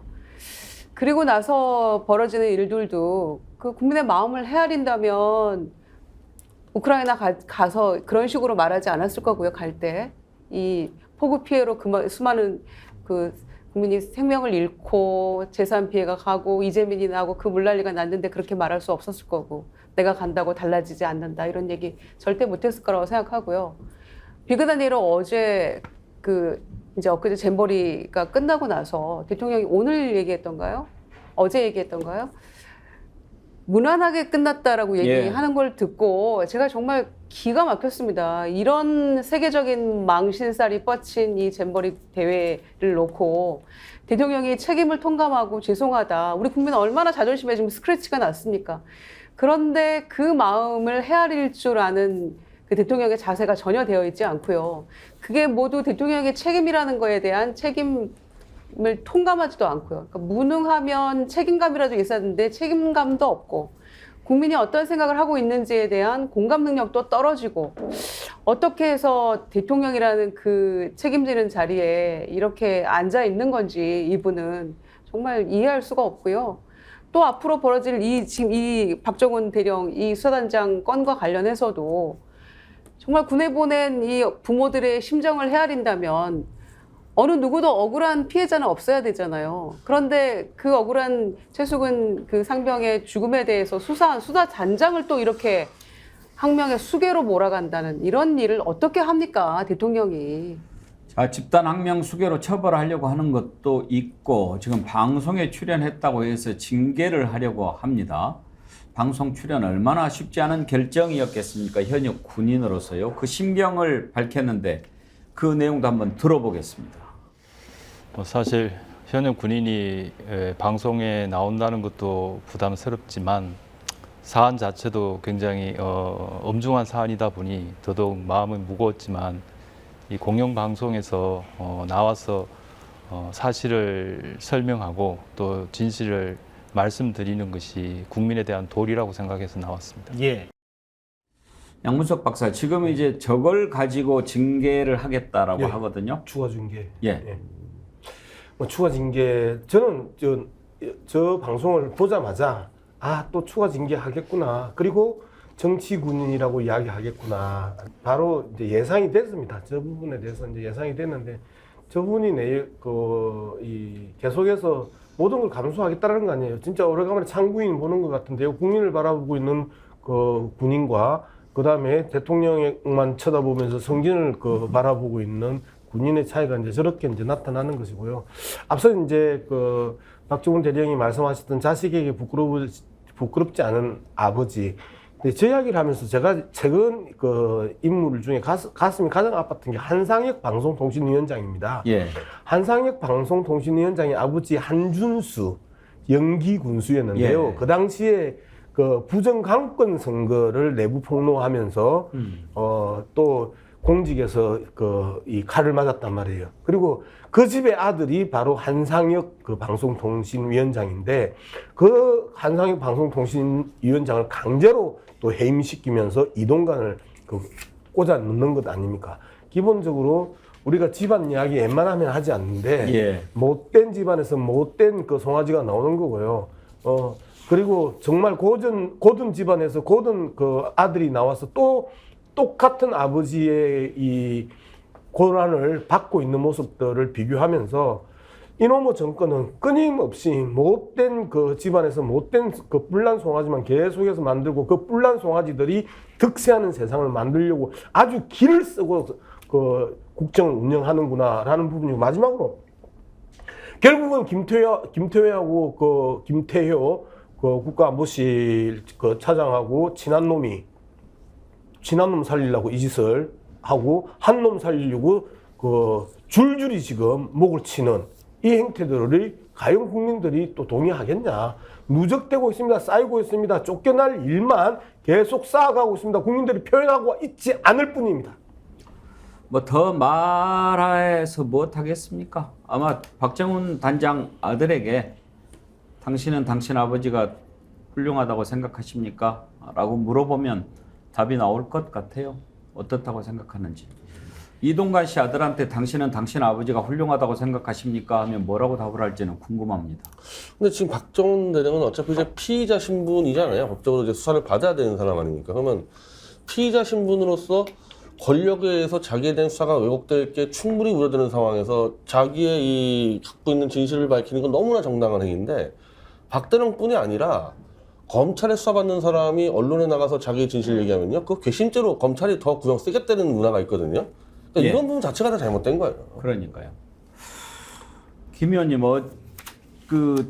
어제 군인권센터에서 긴급 구제를 인권위에 진정하고 신청했더라고요. 네. 이런 경우에 받아들여집니까? 일단 인권위가 이미 입장을 냈습니다. 예. 확실히 박정훈 대령 편에 서 있었어요. 그래가지고 회수해간 서류 다시 경찰에 내놔라. 이러면서 첫날 그 입장을 내버렸기 때문에 이게 문제가 되던 당시에 일단 인권위 자체는 최소한 국방부 편은 아니지만은 최악의 경우에도 중립 이상에서 선을 더 넘어가지는 않을 거다. 예. 이런 점들 일단 기대해봐야 되겠고, 이런 게 잘못 뭐냐면 긴급 체포나 구속을 막기 위한 그 일종의 어떤 법적 투쟁이라고 보면 되겠습니다. 사실 언론에 나가고 뭐 이런 것들이 계속 확산이 될 때 이제 진짜 본격적으로 체포가 되고 구속이 됐을 때는 일단은 그만큼 국방부도 부담이 커지는 거거든요. 그래서 일종의 어떤 자기 방어 행위라고 좀 인식을 해야 될 것 같고요. 제가 여기서 그 자꾸 대통령실 얘기가 나오는데 이 부분이 지금 명쾌하게 설명이 안 되는 부분인데, 저는 말입니다, 이 모든 사건의 열쇠는 지금 해병대 사령관이 쥐고 있거든요. 해병대 사령관 입장이 여태 나온 적이 없어요. 예. 그랬는데 그 경찰에 이첩하러 갈 때 잘 갔다 오라고 한 게 해병대 사령관이거든. 해병대 사령관을 설득한 거라고, 수사단장이. 그러면 지금 와가지고 맞다, 그 수사단장 간 거는 내가 가지 말라고 명령한 적 없다, 이렇게 한마디만 해주면 저건 끝나버려요. 근데 지금 숨어버렸죠. 여기서 더 한 가지, 대통령실과 왜 관계가 있냐, 이 문제가. 그때 자꾸 외압은 내려오지, 수사단장은 버티지, 그러니까 중간에 해병대 사령관이 끼어버렸잖아요. 그래가지고 수사단장을 불렀다고. 차관 문자 메시지라고 해서 줄줄 읽어준 그때 있잖아요. 그때 또 한 가지 얘기가 나왔어요. 뭐가 나왔냐 하면은 대통령실 이야기가 나왔다고. 이게 국방부가 아니라 대통령실에서 대통령께서도 화가 많이 났다고, 그런 이 취지로 이야기를 해버린 거예요. 그러니까 지금 변호인들이 그런 부분은 아직은 거기까지 확전을 안 시키고 있을 뿐이지, 만약에 이게 제대로 수사가 들어간다면 해병대 사령관이 왜 그렇게 얘기를 했는지 그거부터 수사를 해야 돼요. 그거부터 수사를 하고, 그 다음에 대통령실에서 그 자료 요구한 사람이 누군가 보니까 해병대에서 지금 용산 대통령실 파견 나간 장교더라고. 그러니까 이게 무슨 얘기냐. 거기 나간 해병대 장교를 시킨 거예요. 위에 안보실 차장인지 실장인지 모르겠는데 안보실장이 서류를 봐야 되겠다고. 근데 이런 지시도 사실은 이것도 불법이거든요. 그 요청하는 자체가 불법입니다. 그렇죠. 그러는데 보도자를 대신 줬다는데 그때부터 모든 사태가 뒤집히기 시작을 한 건데, 이거는 처음부터 항명죄니 징계위원회니 뭐니 지금 이리로 자꾸 가지만은 그건 문제의 절반에 응한 거고, 도대체 왜 누가 어떤 보이지 않는 손이 한순간에 분위기를 바꿔버리나. 원래 이 사건의 중심 의제는 그겁니다. 한 가지만 질문을 할게요. 제가 지금 이제 이 과문에서 그런데 국방부, 근데 해병대 사령관은 수사 승인을 해준 거잖아요. 그리고 국방부 장관은 결재를 해준 거잖아요. 근데 국방부 장관 입장이 나왔습니까? 그거는 나왔는데 네. 이게 이렇게 된 겁니다. 30날 결재를 해줬어요. 그 다음에 옆에 앉은 국방부 대변인한테 의사를 물었어요. 야, 해병대 수사 이거 내일 발표하는데 괜찮아? 그러니까 아이고 사단장까지 들어갔으니 국민들이 수사가 엄정하게 잘 됐다고 칭찬해 줄 겁니다. 그래? 알았어. 정책실장도 한마디 해봐. 그러니까 이번 수사는 아주 잘 됐습니다. 그래? 알았어. 자, 사인해 줄게. 이렇게 됐다고 그날 분위기가. 그런데 팩트예요? 예, 팩트입니다. 요거 팩트예요. 요 얘기는 또 이상하게 언론에 안 나오더라고. 그러니까요. 이 얘기가 상당히 중요한데 지금. 아니 이랬다니까. 예. 말이 내 그대로 해드리는 거예요. 예. 이러고 31일 날이 있잖아요. 이때부터 이제 국방부 장관 태도를 봅시다. 어떻게 바뀌었느냐. 그날 오후 4시에 인천공항을 통해 카자흐스탄으로 출국하기로 돼 있었다. 예. 그러면 4시에 이제 4시 비행기라 그러니까 오전에는 국방부에 있었는데 그때 장관 주관으로 긴급대책회의가 다시 열린 거예요. 그러면 긴급대책회의라는 게 뭐예요? 전날까지 결제 잘 해놓고 뭐가 긴급해진 거냐고. 그런데 이때 저기 얼마나 긴급했는지 이런 회의를 열면은 이게 이 사건에 대한 긴급회의라면 포항에 전화를 해서 해병대 다시 올라와 이러면 돼요. 그런데 그럴 시간이 없잖아. 오후에 출국을 해야 되니까. 그때 마침 해병대 부사령관이 서울에 출장 가 있었다고. 그러니까 출장 가 있던 부사령관이 사령관 대리로 그 회의를 들어간 거예요. 거기서 지시가 나온 거예요. 거기에 법무관리관도 있고 다 있었던 거죠. 해병대 부사령관도 있고. 그러니까 이거 이첩 중단해라 이 지시가 거기서 장관 입에서 나온 거예요.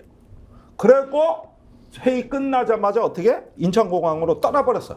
장관이. 그리고 나머지들이 이제 그 장관 지시를 들은 사람들이 이제 압박을 넣기 시작한 거예요. 그게 법무관리관이에요. 그랬는데 여기 부사령관이 가서 보니까 자기가 모르는 얘기를 하거든. 이게 뭔 소리야? 결제 뭘 어떻게 중단 뭘 어째라는 얘기야? 그래가지고 이게 도대체 뭔가 해가지고 포항에 다시 내려가요 부사단장이. 사령관이 야 와봐라. 아까 이상한 전화 받았는데 뭐 서울에서 뭘 어쨌다는 거냐? 그러니까 그게 저도 이유는 잘 모르겠고 그냥 중단하라는데 이런 얘기를 해버리는 거야 부사령관이. 이렇게.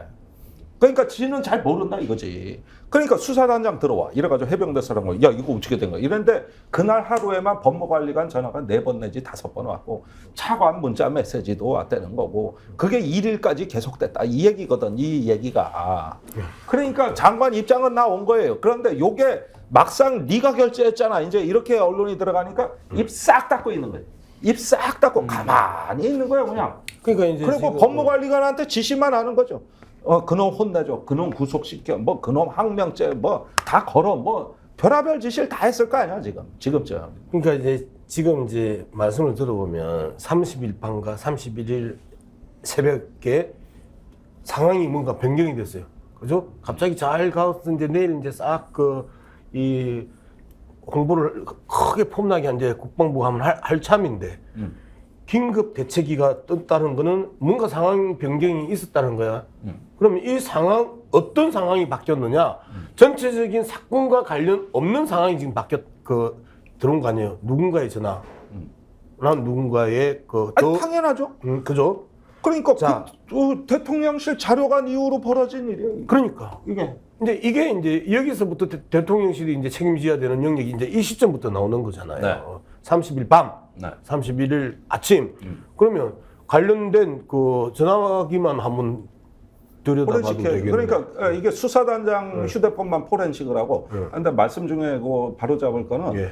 31일 날 오전부터 이제 이상한 낌새가 이게 대책회의부터. 그러니까요. 뭐 새벽까지는 아니고. 그냥 오전. 근데 그래가지고 그런데 이건 새벽은 아니고 오전의 사이구나. 오전에. 우리가 그림이 그려지지 않습니까? 지금 보여? 예. 쉽게 말하면 박정훈을 잘못 본 거예요. 그러니까 이제 입장을 바꿔놓고 봤을 때 임성근 사단장이 진작에 책임지고 사의를 표명을 한 바가 있어요. 그러니까 그때만 하더라도 예를 들어서 뭐 지금 해병대 1사단장이고 그리고 김태효 차장 또 이종섭 장관하고 MB 때 같이 청와대에 있었으니까 아마 해병대 사령관 꿈이 왜 없었겠어요. 예. 그래서 이번에 또 광락에 한번 딱 수색 작업 성공적으로 하면 또 그것도 해서 또 훈장도 받고 뭐 점수도 올라가고 해병대 사령관 가는 길을 밟고 있었을 텐데 이렇게 이제 안타까운 일이 생기니까 해병대 사령관은 내 팔자에 없는 모양이다. 명예롭게라도 물러나자라고 했을 거예요. 근데 그거는 그거고 수사를 딱 해보니 이건 업무상 과실치사 라인에 들어가니까 이제 그렇게 되면 이제 처벌을 받잖아요.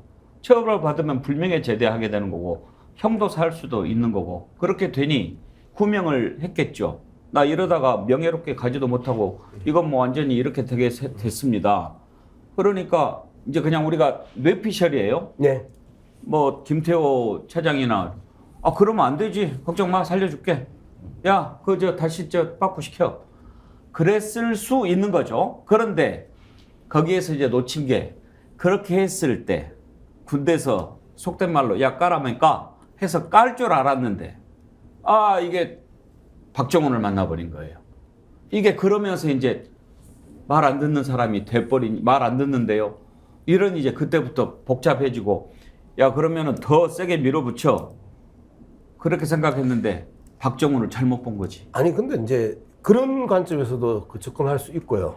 이제 두 번째 그 사령관 문제는 군인연금 통째로 날아갈 수도 있는 거잖아요. 평생 우리나라에서 군인연금이 사령관이고 사단장. 사단장은 군인연금 통째로 날아갈 수 있고 박정훈 대령 입장에서는 여러 가지 이 고민이 많았을 겁니다. 첫 번째 아들한테 당당한 아빠가 되고 싶고 정의를 지키는 아빠가 되고 싶고 또 한편으로는 수사단장 정도면 장군 진급 서열의 아주 상당 부분에 올라가 있었을 텐데 자신의 군인 커리어가 통째로 날아갈 수 있는 상황이에요. 이런 고민들을 하면서 엄청나게 이제 현실적인 문제와 그다음에 이 인식적인 문제에 있어서 상당히 갈등이 나는 많았을 수밖에 없는 상황임에도 불구하고 한 번도 네, 말씀 중에 죄송한데 자 이거를 좀 한 가지 좀 말씀드려야 되는데 지금 그 옛날 그 제도라면은 아마 고뇌가 굉장히 깊었을 겁니다. 근데 지금 군의 사법질서는 작년 7월에 처음으로 정착이 된 거예요. 그 만든 당사자가 접니다. 예. 그 이해람 중사 사망했을 때 그 국방부 병역문화 혁신위원회가 만들어졌는데 제가 와서 그 사법제도 개선 분과위원장을 했거든요. 그리고 거기에 위원이 15명 들어와 있었어요. 그 중에 한 명이 지금 법무관리관이요. 지금 저 압력을 행사한 저 법무관리관이 그때 위원으로 제 밑에 들어와 있었다고요. 그랬는데 거기서 된 거는 2014년 윤승주 일병 사망 사건, 그 다음에 2021년 이해람 중사 사망 사건 이런 걸 봤을 때 우리 군의 고질병은 제 식구 감싸기였습니다. 그래서 수사권 자체를 민간경찰로 이관을 해버린 거예요. 그리고 거기에 이관을 하면서 법도 바꿨지만은 경찰 수사, 군사경찰 규칙도 만들었는데 이거 경찰하고 모여서 같이 만들었어요. 그러니까 경찰청 파견자도 우리가 받았다고. 국민권익위도 받고. 그래가지고 이제부터 여기에 외압을 행사하고 군 지휘관에 대해서 사건에 개입을 하면 큰일 나게 만들어놔요. 그러고 나서 이 사건 이첩은 신속성과 보안성. 첫째, 수사단은 독립적인 조직이다. 그래서 저기 상부에는 어떤 그 기초적인 사실만 보고하고 바로 경찰에 이첩한다. 이래 돼 있었는데 이번에 이 독립성 인정이라든가 신속한 이첩을 갖다 그 자체를 방해했다는 얘기거든요. 네. 그럼 수사단장 입장에서는 이 새로운 사법 질서를 굉장히 교육받고 제가 그 위원장 할 때도 해병대에서 와서 다 교육받고 갖고 논의에 같이 참여했거든요. 그때 다 왔어요. 그러면 이거를 보고 배우고 다 해가지고 일단 절차까지 숙달을 다 해놨는데 여기서 이거를 바꿔 거기에다가 그 바뀐 사법질서에서 최초의 사망 사건이 이번 최상병 이거 한 건밖에 없는 거예요. 그러니까 여기서 딱 이제 걸려버린 것이죠. 자, 이제 진실이 드러나게 돼 있으니 진실이 드러나기를 기다려 보도록 합시다. 다음으로 넘어갈까요? 근데 지금 속보로 박대령이 수사심의위원회를 요청했다 그러는데 군검찰 수사심의위원회 그거 신뢰할 수 있는 조직인가요? 아니 우리가 그 패단을 많이 봤습니다. 그 다음에 수사심의 회의를 개최할 수 있다지 의무 조항이 아니에요. 이거는 이게- 국방장관이 하는 네, 거잖아요. 그렇죠. 국방부에서 안 받아버리면 끝이에요. 그러니까 지금 국방장관 태도로 봐서는 이거를 뭐 할 리도 만무하고. 빨리도 만만하고. 변 대표 질문은 수사심의위원회가 믿을만하냐라고 하는데 그건 저는 모르죠. 그게 열리기나 할까 싶어요. 그러니까 박대리 요청을 안 받으면 했는데 그만이고. 우리가 흔히 알기로는 검찰도 수사심의가 있는데 예. 그거 뭐 검찰하고 똑같기 때문에 그 아무 부분도 없거든요. 거기에 대해서. 그러니까 박 대령도 요청을 했는데 만약에 수사심의위원회를 그냥 구성은 하되 자기들 마음대로 구성할 수 있는 거 아니에요? 지금? 그렇죠. 아니 그러니까 우리가 이해람 중사 사건 때 그 수사심의위원회가 열렸습니다. 근데 그때 패단은 뭐냐면 이 심의회 때문에 수사 지연이에요. 빨리 해야 되는데 그런데 지금은 수사를 지연시켜야 되는 거예요. 예. 사실 이걸 갖다가 저렇게 마구마구 국방부가 폭주하게 놔둘 수가 없어요. 지금 수사라는 거는 저 박정훈 대령에 대한 수사 예, 말씀하시는 거죠? 그렇죠. 그때 이해람 중사 때는 하루가 급했다고. 그런데 지금은 최수근 상병에 대한 수사는 급한 거고 예. 그 다음에 박정훈 대령에 대한 수사는 불필요할 뿐만 아니라 급하지 않은 거예요. 지금 이게 바뀐 거란 말이에요. 그런데 급한 건 안 하고 안 급한 거는 급하게 하고. 그러니까 수사심의위원회는 거기에 대한 견제 장치예요. 이 자체가 문제 해결 집단이 아닙니다. 예. 그러니까 상식에 어긋나는 일이죠. 이 법이 지금 이렇게 바뀐 게 작년 7월이었거든요. 그럼 이제 겨우 1년 됐는데 마찬가지로 은폐하고 덮으려고 하고 외압을 주고 조작하려고 하는 이런 일이 어떻게 또 일어납니까? 1년 됐는데. 그러니까 그때 정순신 국가수사본부장 나왔을 때 학폭 문제가 더 글로리하고 정말 더 하면 더 했지 이런 얘기 했잖아요. 근데 이거는 최근에 좀 DP2가 나왔는데 딱 이 내용이에요. 군 검찰단에서 군내에서 벌어진 여러 가지 비리나 이런 것들을 은폐 조작하는 너무 똑 떨어지거든요. 그런데 이걸 보고 있는 우리 국민들이 마찬가지로 생각하실 거예요. 결코 그냥 이걸 간과할 수 없는 문제라고 모두가 공감하고 계실 거라고 보고 있기 때문에 국민들이 나서서 이 박정훈 대령은 수사단장은 보호해야 된다고 생각합니다. 예. 국방위는 왜 안 열리고 있는지 모르겠어요. 어떻게 하면 도울 수 있는가 그런 글을 보내주시는 분들이 많습니다. 상식이 사라진 정부에서 또 한 가지 기사가 또 떴던데 김건희 여사가요. 옛날에 트위터죠. 요즘엔 X라고 부르는데 그 계정에 실버 마크를 붙여달라고 요청을 했다는 겁니다. 실버 마크는 정부 인사한테만 부여를 하는 건데 이게 이제 정부 인사라고 볼 수가 없다. 민간인이라 안 된다. 그렇게 트위터 쪽이 입장을 전달했는데 외교부가 나서서 실버 마크를 요청을 해서 받았다는 거죠. 김유정 의원. 네. 이게 가짜 뉴스가 아닐까 하고 봤는데 외교부가 입장을 밝혔어요. 도용 방지 차원이었다. 그러니까 했다는 얘기죠. 그렇죠. 그러니까 그 소위 트위터에 노랑, 파랑, 회색. 예. 그러니까 이제 그 이름 옆에 이렇게 동그란 게 있고요. 예. 거기에 이렇게 딱 체크가 돼 있거든요. 근데 이제 그게 그 회색이 이제 국가기관이나 공공기관, 뭐 공적인 업무를 하는 사람 이제 여기에 이렇게 붙는다는 거죠. 예. 그런데 만약에 그 개인 계정이 기본적으로 그런 그 조건에 부합을 했다면 트위터가 내세우는 조건에 부합했다면 이건 그냥 자동으로 부여받을 수 있는 거겠죠. 그런데 뭔가 그 기준에 못 미치기 때문에 트위터 쪽에서 그렇게 얘기했을 거 아니겠어요? 해줄 수 없다는 식으로. 그런데 이거를 이제 외교부가 재차 요청하고 하면서 이거를 얻어낸 거예요. 근데 사실 정말 김건희 여사 관련해가지고는 우리가 대통령 공약을 안 지켜도 좋으니까 제발 공적인 영역 하에서 여사가 일을 할 수 있도록, 활동을 할 수 있도록 그렇게 하는 것이 맞다. 이 공약만 왜 이렇게 지키려고 노력하느냐라고 우리가 정말 수도 없이 얘기하지 않았습니까? 그런데도 여전히 제2부속실을 만들어서 제2부속실장이 누구인지 우리 좀 이렇게 보고 싶고 몇 명이 김건희 여사의 어떤 활동을 서포트하면서 해 나가는지도 궁금하고 이런 것들을 보고 싶었던 것인데 그래서 공약에 약속을 했어도 부속실 만드는 거 오케이다 이렇게 얘기하지 않았습니까? 여러 가지 또 논란들이 많았기 때문에 김건희 여사를 따라 붙는 그랬는데도 그걸 안 했기 때문에 트위터 입장에서는 이거는 이 조건에 부합하지 않는데? 라고 얘기를 했던 거죠. 그런데 외교부에서 이거를 이제 계속 노력한 끝에 이걸 따냈다는 거죠.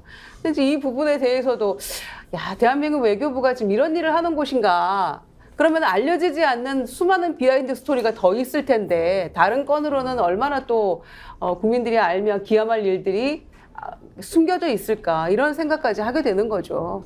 변희재 대표가 어떻게 봐야 돼요? 이건 이 천공이 처음부터 얘기한 그 영부인 개념에 딱 부합되는 지금 이 사례들이 나오는 거 있는데 부속실을 천공이 만들지 말라고 얘기를 해서 왜 그러냐면은 영부인은 부속실에 갇혀 있으면 안 된다.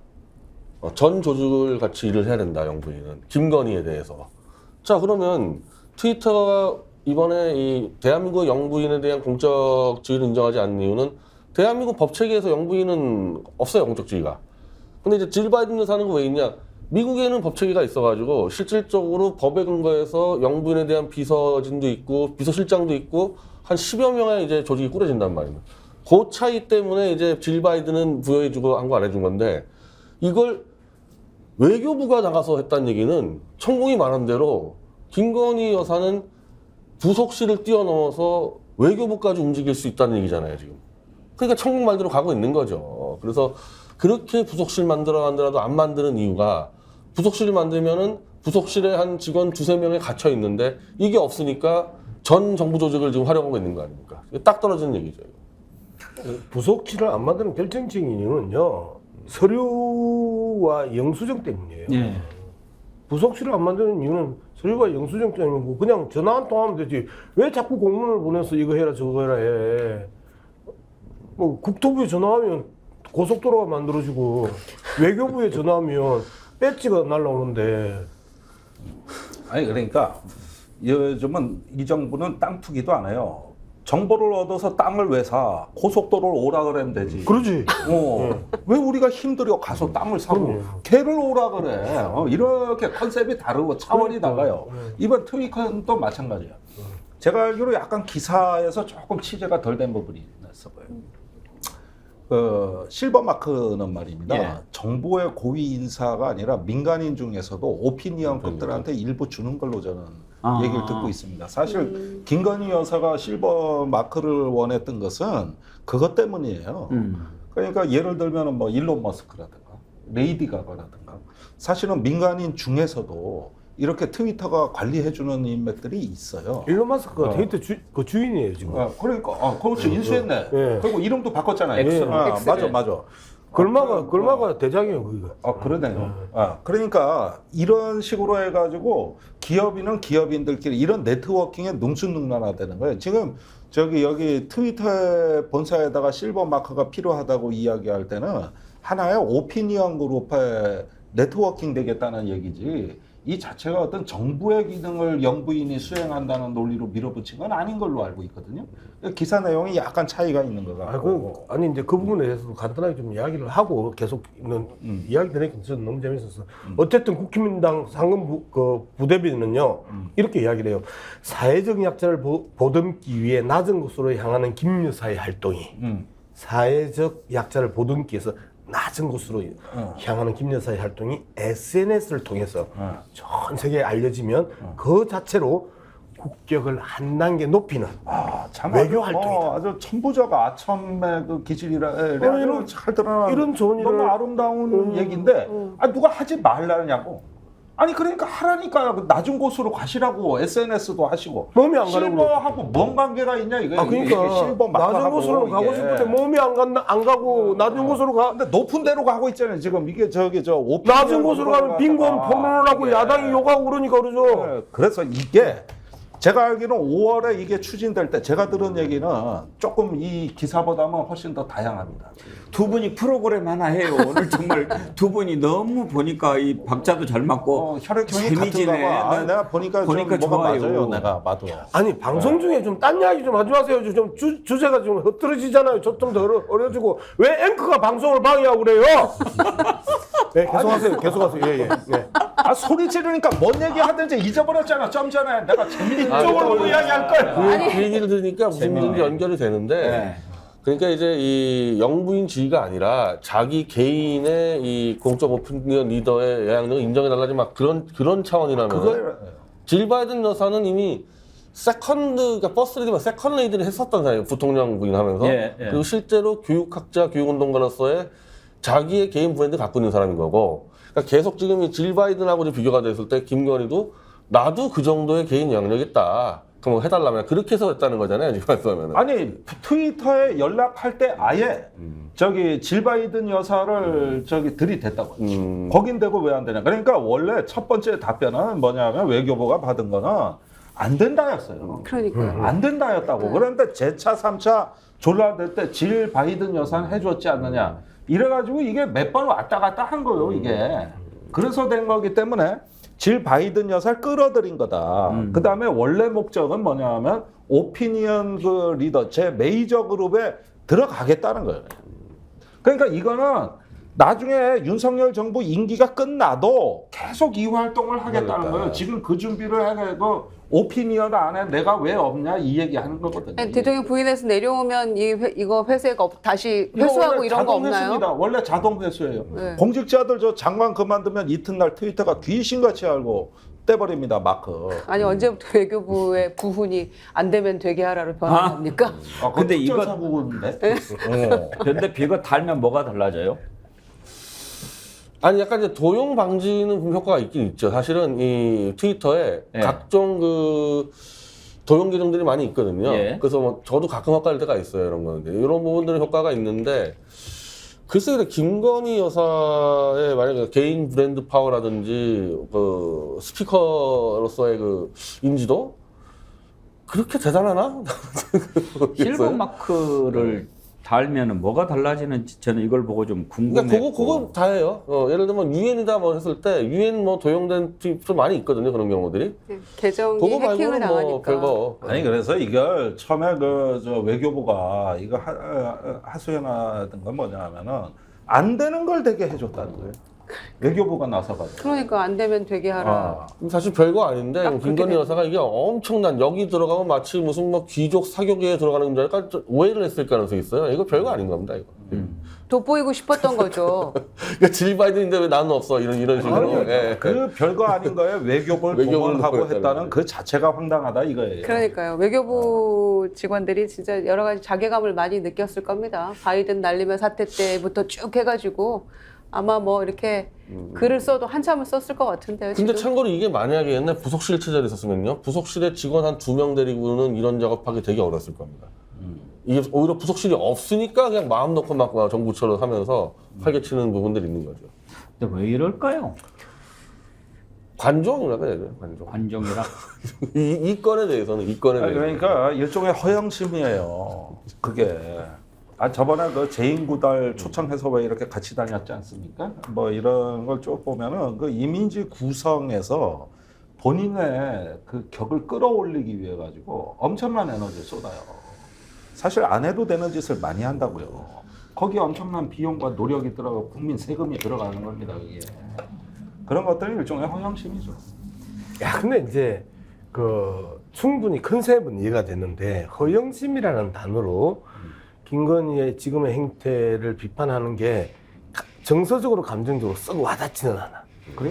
훨씬 더 이제 독한 그 표현이 없을까를 지금 찾고 있는데 제 머리 안 떠올라요. 아니, 이 정도면 센 거지 뭘 더 허영심, 뭐 센터 그 집착 뭐 이런 부분에 있어서의 모습이나 이 그 뭐 이 마크의 색깔을 계속해서 따지고 실버 마크가 어떠냐 그 있어야 된다고 하는 이걸 뭐라고 이야기를 해야 되는데 내가 뭐 정신과 환자면 그 의사 찾으셔도 돼요. 그럼 김태형 심리학자한테 전화 한 통 해보세요. 아니 나 왜 김태형한테 해? 그 원희룡 그 부인이 정신과 의사잖아요. 소시오패스라는 단어를 갖다가 그 우리 국민들에게 나왔네 가르쳐줬죠. 소시오패스. 그래서 나는 그런 단어를 갖다가 왜 직접 이야기를 안 하시고 나를 통해서 하려고 그래. 네. 또 재밌네. 그러니까요. 아니 두 분이, 장석팔 고춘자 쇼 보는 것 같아요. 두 분이 제발 낮은 곳으로 뭐 이런 타이틀로 한번. 아니 지금 보면서 양문석 박사 지금 빡친당하죠. 네. 뭐 하나 프로그램 해봐요. 난 두 분 정말 잘 맞는 것 방송 같아요. 좀 진행 좀 하게 하세요. 참 이상하신 분이네. 종배와 사과하세요. 문석의 뭐. 사과하세요. 사퇴하세요. 그러다가 소시오패스 돼요 그러면. 아니 김건희 여사를 보면 저는 이제 헛웃음이 나오는데요. 양평 고속도로로 온 나라가 벌컥 뒤집혔잖아요. 이제 그러고 우크라이나 그리고 이제 리투아니아를 갑니다. 그러고 나서 이제 명품샵 5군데가 나와요. 호객당해서 또 이제 뭐 문화 외교 행사라 그랬나요? 나중에는 그러고 나서 이제 여러 가지 그 뒤에 보도된 거는 이제 핵 잠수함에 같이 대통령과 함께 탑승했던 장면이에요. 그러면 앞에 그 양평 고속도로나 명품샵으로 정말 국민들이 이루 말할 수 없는 뭐 여러 가지 심정이 있었을 거 아닙니까? 화도 나고 거기에 대해서 조금 자숙하거나 뭐 국민들께 조금 사과를 하거나 이런 마음은 전혀 없고 핵 잠수함에서 망원경 들여다보는 모습 그 다음에 터진 게 바로 이제 이 트위터 회색 마크 아닙니까? 근데 어떻게 이럴 수가 있습니까? 그런데 국민의힘 부대변인은 무슨 낮은 곳으로 소외된 계층 이게 무슨 되는 이야기를 해야죠. 아무리 국민의힘 부대변인이라고 이렇게 할 수 있습니까? 어느 놈이 옆에서 그 코치를 하는지 모르겠는데요. 계속해서 이슈는 이슈로 듣고 사건은 사건으로 듣고 하면서 지금 돌파해 나가는 거거든요. 부정적인 그 해외 순방 부정적인 이미지를 잠수함으로 뚫고 나가잖아요. 이제 이거 터지고 나서 이제 미국 가잖아요. 별 문제 아닌 거야. 또 미국 가가지고 질 바이든하고 이번에 안 가요. 이번에는 안 가죠. 안 가요? 좀 네. 제대로 알고 오세요. 아니 이번에 부부 동반이 아니라 제가 이야기 안 했으면 그렇게 잘난지 못했을 거 아니에요. 내가 모르는 거를. 네. 깨우쳐 드리는 거죠. 큰 소리죠. 예, 그런 거 하시라고. 이번에는 같이 안 방송 가요. 분량 그리고 가지시라고. 예. 1박 4일이기 때문에 거기 머물러서 뭘 할 시간이 없어요. 그러니까 안 가는 거예요, 이번에는. 못해. 자, 김종대 전 의원, 양문석 실장, 양문석 박사 두 분의 그 책임지라는 요구에 따라 요청에 따라 오늘 방송을 여기까지 하도록 하겠습니다. 감사합니다. 예, 오늘 함께해 주신 네 분 패널께 감사드리고요. 여러분 오늘 광복절 휴일인데도 이렇게 많이 참여해 주셔서 감사드립니다. 목포 민어회 여러분 성원 덕택에 참 대박이 났는데요. 이제 거의 뭐 물량도 떨어지고 얼마 남지 않았다고 합니다. 아직은 좀 남아 있는 것 같으니까요. 주문하실 분들 많이 주문해서 맛있게 값싼 음식 드시기 바랍니다. 건강 잘 챙기시길 바라고 내일 오전 10시 50분에 다시 찾아뵙겠습니다. 감사합니다. 감사합니다.